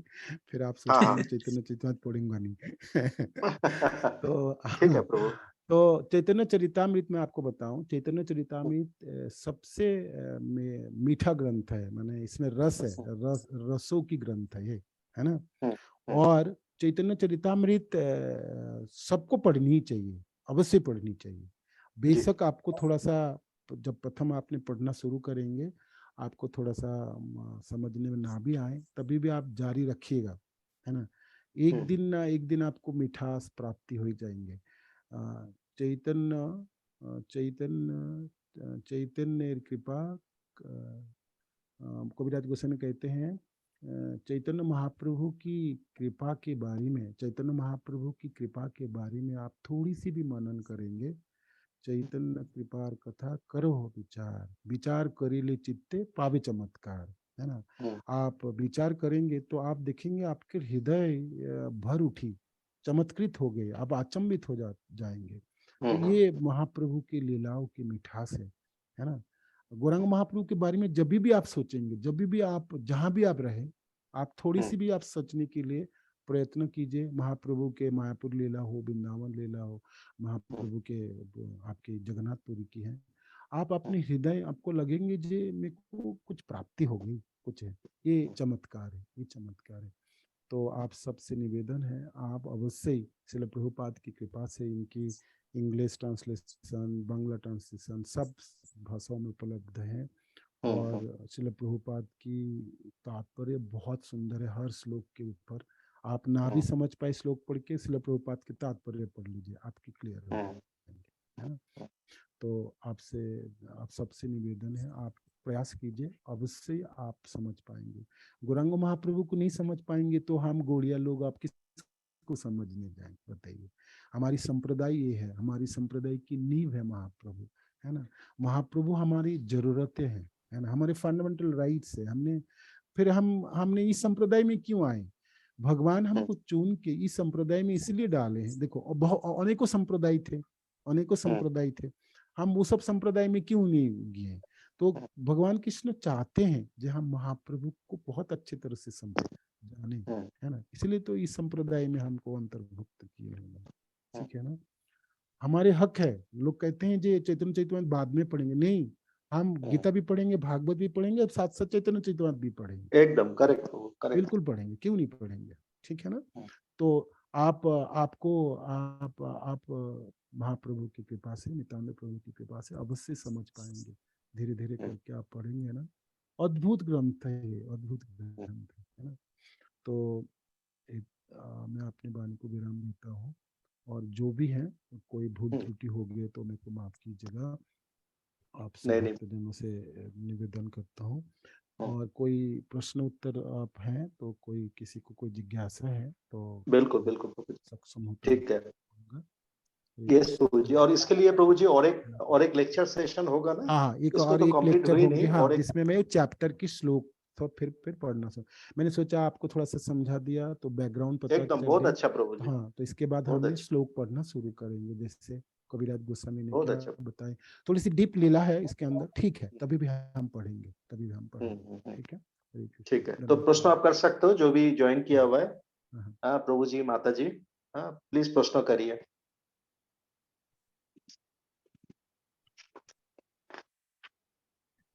दंडवत प्रणाम। धन्यवाद प्रणाम। प्रभु जी, मेरा 2 क्वेश्चन है। जैसा आपने बताया कि महाप्रभु ने जिनको भी दर्शन दिया उनको प्रेम का प्राप्ति हुआ है, तो हम महाप्रभु की लीला में देखते हैं काला कृष्ण दास जो हैं, वो जब महाप्रभु साउथ में गए थे, वो उनका डाउनफॉल हो गया था, तो उनको क्या प्रेम नहीं मिला था? तो ये मैं क्या समझूं? बहुत सुंदर प्रश्न, वो तो उनके साथ थे। बहुत सुंदर प्रश्न, बहुत सुंदर प्रश्न। जब आप गौर लीला पढ़ेंगे तब उसमें नित्यानंद प्रभु भी आते हैं, है ना। तो महाप्रभु पतित पावन है और कृपालु हैं, किंतु महाप्रभु से और भी कृपालु हैं नित्यानंद प्रभु, है ना। मानो कि महाप्रभु कुछ लायकात थोड़ी बहुत देखे भी हैं, और उस उदाहरण के तौर पर सब लोग काला कृष्णदास की बात करते हैं। जी भाई, काला कृष्णदास तो सेवा कर रहे गए थे दक्षिण भारत में, ठीक है, उन्होंने गलती कर दिए, भट्टहारी के स्त्रियों के जंगल में फंस भी गए, तो महाप्रभु बाल पकड़ के ले आए और जगन्नाथपुरी में लाके कहते हैं नित्यानंद प्रभु को, इनको तो अभी बाहर करो वैष्णव के समाज में, मैं इनका मुंह देखना नहीं चाहता हूँ, इसको अभी ले जाओ, अभी ले जाओ। तो बड़ी समस्या है, तो वो बेचारा रोने लगे, पाँव पकड़ने लगे। नित्यानंद प्रभु कहते ठीक है ना, ठीक है, आप रुको, मैं आपके लिए व्यवस्था करता हूँ, महाप्रभु कृपा अवश्य करेंगे। तो काला कृष्णदास कहेंगे महाप्रभु की कृपा नहीं रहेंगे, मैं जीवन धारण करके क्या करूंगा, मेरा तो बेकार हो गया जीवन, ये हो गया। तो नित्यानंद प्रभु मैं करता हूँ, रुको। नित्यानंद प्रभु जाके महाप्रभु को कहते हैं, आप महाप्रभु आप वापस आए दक्षिण भारत से, तो सची माता के पास खबर भेजना है। तो मैं सोचता हूँ काला कृष्णदास को भेज देते हैं सची माता के पास, आपकी खबर भी दे देंगे और जगन्नाथ प्रसाद भी थोड़ा ले जाएंगे। तो प्रभु सुनते ही हंसने लगे। जी काला कृष्णदास, मैंने तो कहा था उनको बाहर रखने के लिए, कहता आपके नजर से तो बाहर चले जाएंगे ना, है ना। तो नित्यानंद प्रभु अद्भुत है, अद्भुत कृपालु है। काला कृष्णदास को उन्होंने सची माता के पास भेज दिए, सची माता की सेवा में लगा दिए। जिस काला कृष्णदास को महाप्रभु वैष्णव समाज से बाहर फेंक कर देते, उनको सची माता की सेवा प्राप्ति हो गई और मायापुर धाम प्राप्त हो गए। तो कृपा तो प्राप्ति हो गई। महाप्रभु हंसे, जे महाप्रभु कहने लगे अब तुमने मैंने नित्यानंद प्रभु को आपने कह दिए तो बस उसके तो उद्धार हो ही गया, है ना, उद्धार हो ही गया। तो काला एक लीला है, महाप्रभु दिखाना चाहते हैं जो ठीक है, हम भगवान के साथ भी रहे, किंतु हम अपने आचरण को ठीक ना करें, तो भगवान की कृपा को हम धारण करने की सामर्थ्य ना रहे तो बहुत मुश्किल है। तो ये एक उपदेश है, एक शिक्षा प्रदान किए हैं, किंतु जहां तक कृपा की बात हुई, कृपा तो मिल ही गई काला कृष्णदास को, है ना, मिल गई थी, सची माता की सेवा में संलग्न हो गए थे और अपनी उद्धार कर ली मैंने। तो ये है नित्यानंद प्रभु की कृपा इसमें दर्शाया गया है। और इसीलिए आचार्य जन कहते हैं गौरंग महाप्रभु मानो कि थोड़ा बहुत लायका दिखे भी है, नित्यानंद प्रभु तो बिल्कुल नहीं देखे होंगे, किसी तरह नहीं देखे, बचाए सबों को। विशेष करके जो माधाई की जगह, माधाई की लीलाओं में आप देखेंगे, माधाई ने वो प्रहार किए थे नित्यानंद प्रभु को, है ना, जगाए बचाने के लिए प्रयास किए थे, किंतु माधाई ने वो जो कलसी की जो टुकड़े थे वो मिट्टी की, वो प्रहार किए थे और नित्यानंद प्रभु के सिर फट के खून चुने लगे थे। तब महाप्रभु आए और चक्र चक्र कहे, और तब नित्यानंद प्रभु जी आप चक्र को ना बुलाओ, सब तो मरे हुए हैं, आप किसको मारोगे, आप माधाई को मेरे को दे दीजिए, माधाई को मेरे को दे, है ना, माधाई को मेरे को दे दीजिए। माधाई को उन्होंने गोद में धारण करके और क्षमा किए थे नित्यानंद। तो नित्यानंद प्रभु की ये छवि माधाई कभी ना भूल पाए। जब वो भक्त बने, जब घाटों की सेवा करते थे और झाड़ू लगाते थे और 1 लाख माला जपते थे और बाकी समय रोते थे, बिल्कुल निरंतर रोते थे। जब मैंने इसी हाथों से मैंने प्रहार किया था नित्यानंद प्रभु को, वो अपने हाथों को देखते थे और देख देख के रोते थे कि मैंने क्यों प्रहार किया था, मैं तो वो अपने आंखों के अश्रु कभी भी बंद नहीं कर पाते थे और रोते ही रहते थे। आपने को कभी भी क्षमा नहीं किया उन्होंने। हालांकि नित्यानंद प्रभु और महाप्रभु दोनों ने क्षमा कर दिए और भक्त में उन्नीत हो गई, वैष्णव बन गई, सेवा में लग गई। तभी भी एक बार नित्यानंद प्रभु घूमते फिरते आए तो माधाई ने पकड़ा, माधवानंद है ना, उन्होंने चरण पकड़े, जे आप मेरे को क्षमा करिए, मैंने आपको प्रहार किए थे। ये बहुत सुंदर एक पूरे चैप्टर है चैतन्य भागवत में, है ना। नित्यानंद प्रभु कहा है मैंने तो उसी दिन आपको क्षमा कर दिए थे, जिस दिन तुमने प्रहार, मैंने तो क्षमा मैंने उस दिन की थी जिस दिन मैंने इच्छा किया था जी दोनों को, इसको तो दोनों को प्रचार कर देते हैं ना, है ना। हरिदास ठाकुर कहते हैं ये दोनों शराबी को प्रचार कर देते हैं। उसी दिन उद्धार हो गए थे, उसी दिन। तो ये नित्यानंद प्रभु की कृपा है। गौर लीलाओं में आप देखेंगे सचमुच कृपा बरसी है, सबों के ऊपर बरसी है, सबों के ऊपर बरसे। किंतु महाप्रभु किसी किसी जगह में शिक्षा देने के लिए, हम सबों को सावधान करने के लिए किसी जगह में अपनी कृपा को थोड़ा रोके भी हैं। नित्यानंद प्रभु उसको पूरी कर दी, है ना। माने पांचों में से एक थोड़ा सा कम भी किए होगे, बाकी लोगों ने पूरी कर दी उनको। इसलिए प्रेम की बन्या है, मैंने पूरा बाढ़ लेके आए। महाप्रभु साथ में आए, पांचों रूप। मानो एक में थोड़ा सा कमी भी होगा, दूसरा पूरी करे, दूसरे में तीसरे पूरी करे, तीसरे तो चौथे पूरी करे, पांचवा तो पूरी कर ही देंगे, है ना। छोड़ेंगे नहीं किसी को, कोई नहीं छोड़ा गया। ठीक है प्रभु, आप महाप्रभु के आप भगवान थे, स्वयं कृष्ण थे, संन्यास होने की जरूरत नहीं थी, किंतु तभी भी उन्होंने विष्णु प्रिया माता जो 16 साल की थी और सची माता बूढ़ी हो चुकी थी और घर पे कोई पुरुष व्यक्ति ना था, तभी भी मायावादी सन्यासियों को प्रेम प्रदान करने के लिए उन्होंने सन्यास धारण कर लिए थे। जी मैं गृहस्थ रहूं तो मैं तो बाकी लोगों को प्रेम दे दूंगा, किंतु सन्यासी लोग तो मेरे पास नहीं आएंगे, मायावादी लोग नहीं आएंगे, पाखंडी ये सब लोग नहीं आएंगे, है ना, मेरा तो दुर्नाम करेंगे, ये लोग बचेंगे कैसे। मैं सन्यास ले ले, तो सन्यास होने से लोगों ने थोड़ा सा सम्मान प्रदान करेंगे, उतने से उनके कल्याण हो जाएंगे। तो भगवान सारे तिलांजलि दे के सन्यास ग्रहण कर लिए थे। हालांकि पता था जी घर में कोई सदस्य ना रही, पुरुष कौन देखभाल करेंगे, किंतु तभी भी लोगों के कल्याणों के लिए सर्वस्व जलांजलि दे दिए थे महाप्रभु, है ना। भगवान होते हुए पूरी निछावर कर दी सबों को प्रेम देने के लिए। तो कभी भी अपने महाप्रभु की लीलाओं को ध्यान से पढ़ेंगे, सुनेंगे ना, आप देखेंगे कृपा ही उन्होंने देना चाहिए, है ना। और मानो कि कोई लेना भी नहीं चाहे तो महाप्रभु को देखने मात्र से उनके हृदय की चित्त वृत्ति परिवर्तन हो जाता था और प्रेमा भक्ति प्राप्ति होता था। दक्षिण भारत की यात्रा को आप याद कीजिए, जब महाप्रभु चले जा रहे थे अकेला, तो गांव के बाहर एक व्यक्ति को आलिंगन करते थे, वो व्यक्ति को प्रेमा भक्ति प्राप्त है, वो नाचते नाचते गांव में प्रवेश करता था, वो जिसे भी इसको स्पर्श करता था उसको भी प्रेमा भक्ति प्राप्त है। ऐसे करके पूरे गांव के गांव को भक्तों में रूपांतरित करके महाप्रभु आगे बढ़ते हुए जा रहे थे, है ना। ये सब लीलाओं आप जानते होंगे। तो महाप्रभु की सद्भुज उन्होंने प्रेमी प्रदान किए हैं, प्रेमी प्रदान। हरे कृष्ण। हरे कृष्ण प्रभु जी, हरे कृष्ण प्रभु जी, धन्यवाद, प्रणाम। धन्यवाद जी। प्रभु जी, अतरंगा शक्ति की तीसरी शक्ति कौन सी है? दो शक्ति तो आह्लादनी और संदनी शक्ति, तीसरी संदिनी, संबित और आह्लादिनी। संदिनी, संबित और आह्लादिनी। संदिनी शक्ति, संबित शक्ति और आह्लादिनी शक्ति, ये तीनों भाग। जी ठीक है। हरे कृष्ण। हरे कृष्ण। जैसे आपने बताया कि राधा कृष्णा जो हैं वो एक ही आत्मा है, पर दुई देही, दो देह उन्होंने धारण कर रखा है। तो जब आत्मा एक है तो कृष्ण जो है वो राधा रानी की जो भाव है या उनको जो प्रेम में जो उनको आनंद प्राप्त होता है उसको क्यों नहीं वो कर पाते, मतलब गहन कर पाते, क्योंकि आत्मा तो एक ही है प्रभु जी दोनों का।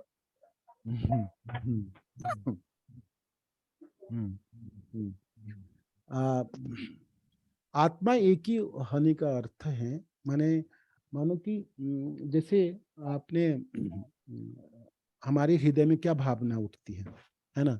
तो कृष्ण की हृदय की जो भावना है वो सब राधा रानी को पता है, और राधा रानी की जितनी भी इच्छा है भावना है सब कृष्ण को पता रहता है ना। ऐसा नहीं है बोलने से समझ में आएंगे, बोल के बतानी पड़ेंगी, है ना, है ना। हम्म हम्म हम्म।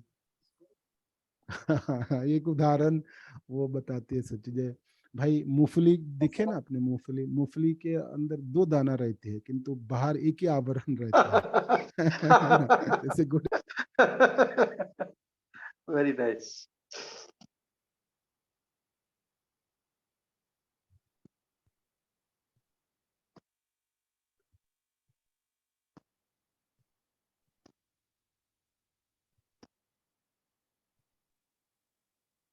हरे कृष्ण को सुनना नहीं दे रहा हूँ।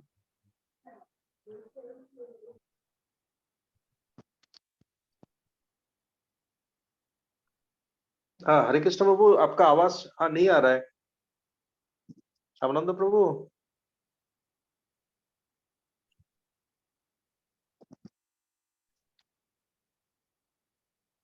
सिग्नल का कुछ ना कुछ प्रॉब्लम होगा।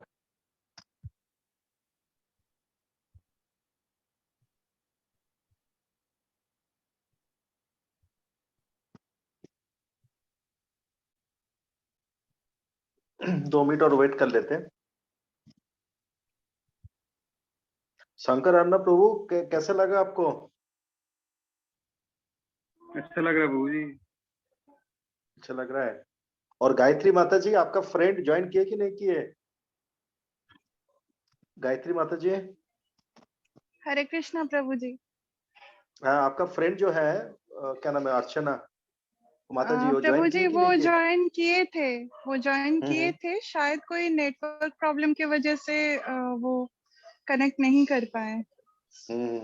आपको अच्छा लगा मतलब आज का लेक्चर?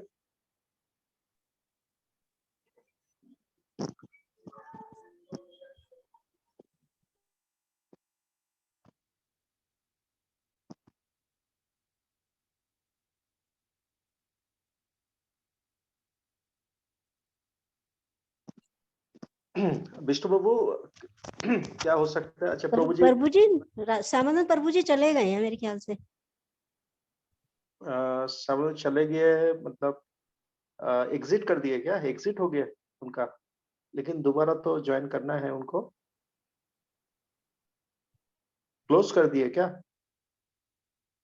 वैसे टाइम तो हो गया है, 8:30 तक तो ही था, 9 बजने वाले अब तो।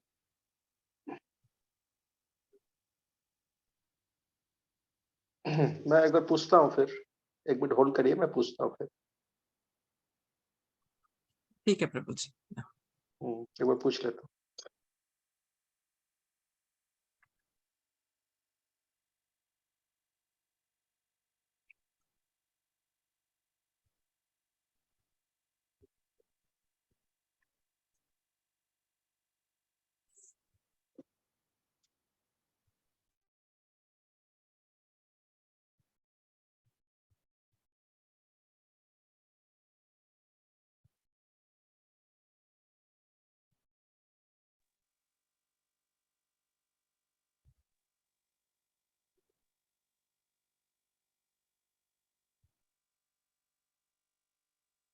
मैंने डायल किया था, अभी व्यस्त आ रहा है, कुछ फोन आते होंगे। ठीक है, 2 मिनट वेट कर लेते हैं।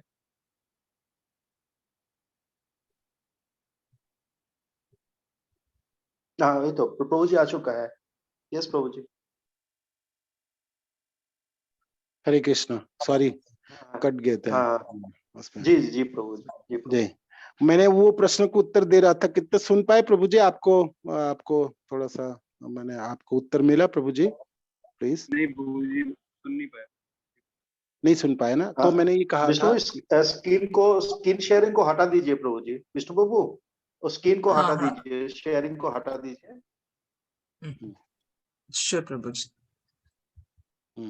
तो ये जो है दोनों एक आत्मा अर्थ है, दोनों ही कृष्ण है, दोनों ही कृष्ण है। और तो भाई दोनों ही कृष्ण है तो आत्मा एक ही है, तो धड़कन एक ही है, भावना एक ही है। तो इसलिए राधा रानी के मनों में, हृदय में जो भावना होती है कृष्ण को पता है, और कृष्ण के हृदय की जो भावना है राधा रानी को पता है ना। किंतु तभी भी दो अलग अलग शरीर इसलिए धारण किए हैं जो प्रेम की आदान प्रदान हो, और विशेष करके ब्रज के जो निगूढ़ भावना है, ब्रज के जो निर्मल प्रेम है ना, उनको संसार को दिखाने के लिए और समझाने के लिए भगवान इस प्रकार दो रूपों में अपने को विस्तार किए हैं, है ना, दो रूपों में विस्तार किए। नहीं तो कृष्ण और राधा रानी दोनों एक ही है, सब कुछ पता है उनको, भावना सब एक ही है, और धड़कने एक ही उठती है, सब पता चलती हैं। नहीं तो ना होती तो भगवान तो मथुरा गए और राधा रानी तो वृंदावन में रही, तो कैसे जीवित रह पाती। कृष्ण को बिना राधा रानी को प्राण धारण कर पाना मुश्किल होती है ना। किंतु कृष्ण की सब कुछ राधा रानी को पता है, हृदय में धारण होती है। तो इस प्रकार इसको समझ सकते हैं प्रभु जी, ठीक है। मेरा क्वेश्चन था प्रभु जी, हम्म। थोड़ा दूसरा था कि जब राधा कृष्ण एक दूसरे के भावना को समझ सकते हैं, दोनों को धड़कन सेम है, तो फिर गौरांग महाप्रभु को जो उनकी इच्छा थी कि मैं राधा रानी को क्यों इतना ज्यादा मजा आ रहा है, तो उसको आस्वादन करने के लिए उनको क्यों जरूरत पड़ी? कि उनको तो मालूम ही है, उनका तो वो उनको धड़कन एक है, भावना एक है, तो उनको क्यों नहीं पता लगता? हाँ, जहां तक आनंद की बात है, जहां तक आनंद की प्राप्ति की बात है, प्रेम की आदान प्रदान में, इनमें राधा रानी की आनंद ज्यादा थी, राधा रानी को ज्यादा आनंद प्राप्ति होती है, राधा रानी के आनंद की आधिक्य ज्यादा है। आप देखें, है ना, कृष्ण लीलाओं में राधा रानी के आनंद ज्यादा है। कृष्ण अनुभव करते थे हमेशा, जी मेरे को देख के, मेरे साथ रह के राधा रानी जितने आनंद लूटती है, मेरे को उतना नहीं मिलता है, मेरे को इतना प्राप्ति नहीं। और ठीक बात है, आप देखो, आप देखेंगे, माने यहाँ पर जैसे सुंदर व्यक्ति, जैसे एक हीरो की बात करो, है ना, तो उसको खुद नहीं पता वो कितना सुंदर है, कितनी सुंदरता है, दूसरे लोगों ने उसकी आस्वादन करते, ज्यादा उपभोग ज्यादा करते हैं। तो इस प्रकार आप समझ सकते हैं, ये चीज है। तो राधा रानी के आधिक्य, आनंद के जो आधिक्य, राधा रानी को ज्यादा प्राप्ति, क्योंकि आश्रय में है, विषय तो कृष्ण है, तो जब तक विषय आश्रय के स्तर पे नहीं आएंगे तो उनको नहीं पता है। जैसे हम भक्त लोगों को भगवान को दर्शन करके हमारी जो आनंद है, आनंद की जो प्राप्ति है, ज्यादा है। भगवान को हम लोगों को देख के भी आनंद होते हैं, किंतु भक्त के आनंद से ज्यादा नहीं होता होगा। और राधा रानी तो सबसे बड़ी भक्ति ने, तो उस एंगल से आप देखिए, तो भगवान की ये लालसा था, भगवान को ये लालसा था, कि मैं कब राधा रानी के स्तर पाऊंगा, राधा रानी के आश्रय में जाके, राधा रानी, मैं विषय को छोड़ के आश्रय में जाऊं, राधा रानी की भावनाओं को अंगीकार करूं, तो फिर वो जो अधिक जो आनंद प्राप्ति होती है ना, वो भी मैं आस्वादन कर पाऊंगा। वो मेरा थोड़ा कम हो गया, वो मैं कर नहीं पा रहा हूँ उतना ज्यादा, वो उसको पूरी करना चाहिए। ये मैं समझ नहीं पा रहा, मतलब ये मेरी त्रुटि है प्रभु जी, मैं समझ नहीं पा रहा। हाँ, ना ठीक है, आप बोले, आपने ये प्रश्न किए थे जे गौरांग महाप्रभु क्यों आपने महाप्रभु बने, मैंने दोनों एक ही आत्मा था, दोनों शरीर अलग थे, तो दोनों शरीर क्यों मिल गए, ये है ना प्रश्न बेसिकली। ये क्वेश्चन नहीं है, जब आत्मा एक है तो राधा रानी का जो भाव है, कृष्ण का भी वही सेम भाव है। हाँ, भाव सही है, आनंद किंतु बराबर की नहीं है। आदान प्रदान जब हो रही है ना, आनंद की जो मात्रा है वो ज्यादा है राधा रानी के लिए, राधा रानी आश्रय के स्तर पे है। हाँ, आपको क्या, अगर राधा रानी आश्रय के स्तर पे है, अगर उनका प्रेम भी ज्यादा है, पर आत्मा के लेवल पे तो दोनों को एक ही है ना, तो जो राधा रानी का जो स्तर है प्रेम का, वो कृष्ण को पता तो लग ही रहा है, वो पता तो लग अलग रहा है, आत्मा तो नहीं पता लग रहा है। हाँ, ये सब कुछ ठीक है, किंतु जो मात्रा है, मात्रा ज्यादा है राधा रानी के लिए, आनंद के आधिक्य ज्यादा है, उनके आनंद की गाढ़ता जो है ना, प्रगाढ़ता ज्यादा है राधा रानी के लिए। राधा रानी ज्यादा उपभोग करती है, ज्यादा आनंदित होती है, कृष्णा उतने आनंदित नहीं हो पाते। तो वो जो ज्यादा आनंद है उसको उपभोग करने के लिए ये महाप्रभु के रूप में उन्होंने प्रकट हुए, ये है। और प्रभु जी कुछ चीज अचिंतनीय होता है, हाँ, कुछ चीज और इनकंसीवेबल, हाँ, तो हमारा जो मेटेरियल सेंस है ना, वो उसको समझ में नहीं आ पाएगा, ठीक है। और वो जो है ना अचिंतनीय भेदाभेद तत्व जो चैतन्य महाप्रभु ने जो दिया हुआ है ना, तो ये जो अचिंतनीय जो है, इनकंसीवेबल जो है ना, तो वो थोड़ा सा रखना पड़ेगा कि लॉजिक से, मतलब हमारा जो मेटेरियल सेंस, हमारे लॉजिक से पूरा उस जगह हम नहीं पहुंच पाएंगे जी जी, उसका हमें थोड़ा सा पॉइंट लेना पड़ेगा जी। हाँ, और कोई प्रश्न है? विष्णु प्रभु, दिशा माता जी, काकोन, कोई प्रश्न है तो जल्दी करिए, 9 बजने वाला है जी। ओ हरे कृष्ण प्रभु जी, सिर्फ हरे कृष्ण। मतलब इस चैप्टर के बारे में एक क्वेश्चन, मतलब ये बहुत हम्म। बड़ा चैप्टर है, लाइक 276 वर्सेस है इसमें। अगर हम पूरा पढ़ नहीं पाएंगे, मतलब कुछ सेक्शंस, इंपॉर्टेंट सेक्शंस ऐसा कुछ है प्रभु जी, इसको हम फोकस कर सकते हैं इस चैप्टर में? जी जी, सेक्शन जरूर कर। हाँ हाँ हाँ, आप एक बार, आपने सारे श्लोक आप एक बार, मानो कि आपके पास बुक है तो एक बार पढ़ के देखिए जी कितना होगा। अगले बार जब मैं क्लास में और करूंगा तब उसमें से जो मेन चीजें, जो मेन जो विषय वस्तु है, जो कविराज गोस्वामी समझाना चाहते हैं, तो उसको मेन विषय वस्तु को हमने फोकस कर सकते। जैसे आप जब पढ़ने जाएंगे, जो राधा रानी कौन है, राधा रानी की क्या स्वरूप है, तो उसके ऊपर समझाने के लिए कविराज गोस्वामी लगभग 40-50 श्लोक व्यवहार किए, है ना। और फिर राधा रानी और कृष्ण की जो प्रेम व्यापार है वो किस प्रकार है, किस स्तर पे, उसके समझाने के लिए। फिर ब्रज की जो परकीय रस है, सकिया रस, परकीय रस, माधुर्य रसों की बात, वो उन्होंने वर्णन किए हैं। और फिर अंतिम कुछ श्लोकों में राधा कृष्ण की अंतरंग लीलाओं के बारे में तरह तरह के उन्होंने शास्त्रों में से उन्होंने कोट किए होंगे। तो ये आप पढ़ सकते। पहले तो आप कृष्ण को आप समझ गए, राधा रानी, अब राधा रानी के बारे में बताएंगे कविराज गोस्वामी। राधा रानी कौन है, राधा रानी की क्या स्वरूप है, राधा रानी की क्या भावना है, राधा रानी को हमने किस एंगल से हम देखेंगे। और फिर राधा और कृष्ण जब प्रेम व्यापार करते हैं तो किस स्तर पे होती है, वो उसके ऊपर श्लोकाज होगी, है ना। और फिर ये होने के बाद है फिर अंतरंग लीलाओं में जो जो रस है, जैसे 5 मुख्य रस है ना, आपकी शांत रस, दास्य, सख्य, वात्सल्य और माधुर्य। महाप्रभु तो शांत रस को छोड़ ही देते हैं, जो इसको नहीं, 4 रस ही है मुख्य। तो उनमें से माधुर्य रस सर्वोपरि है। तो माधुर्य रस में राधा रानी किस प्रकार कृष्ण के साथ आदान प्रदान करते, उसके बारे में है ये सब है ना।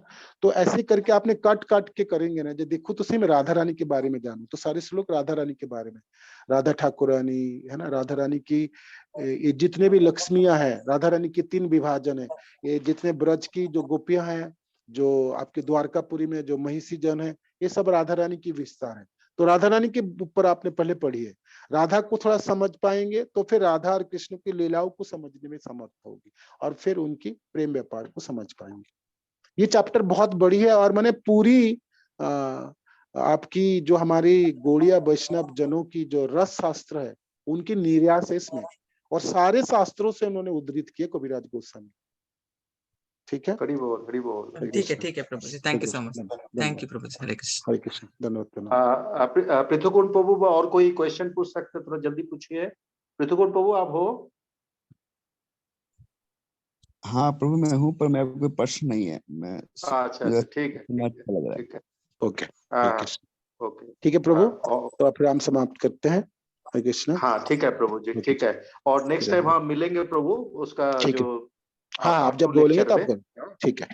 ओके। धन्यवाद प्रभु जी, थैंक यू सो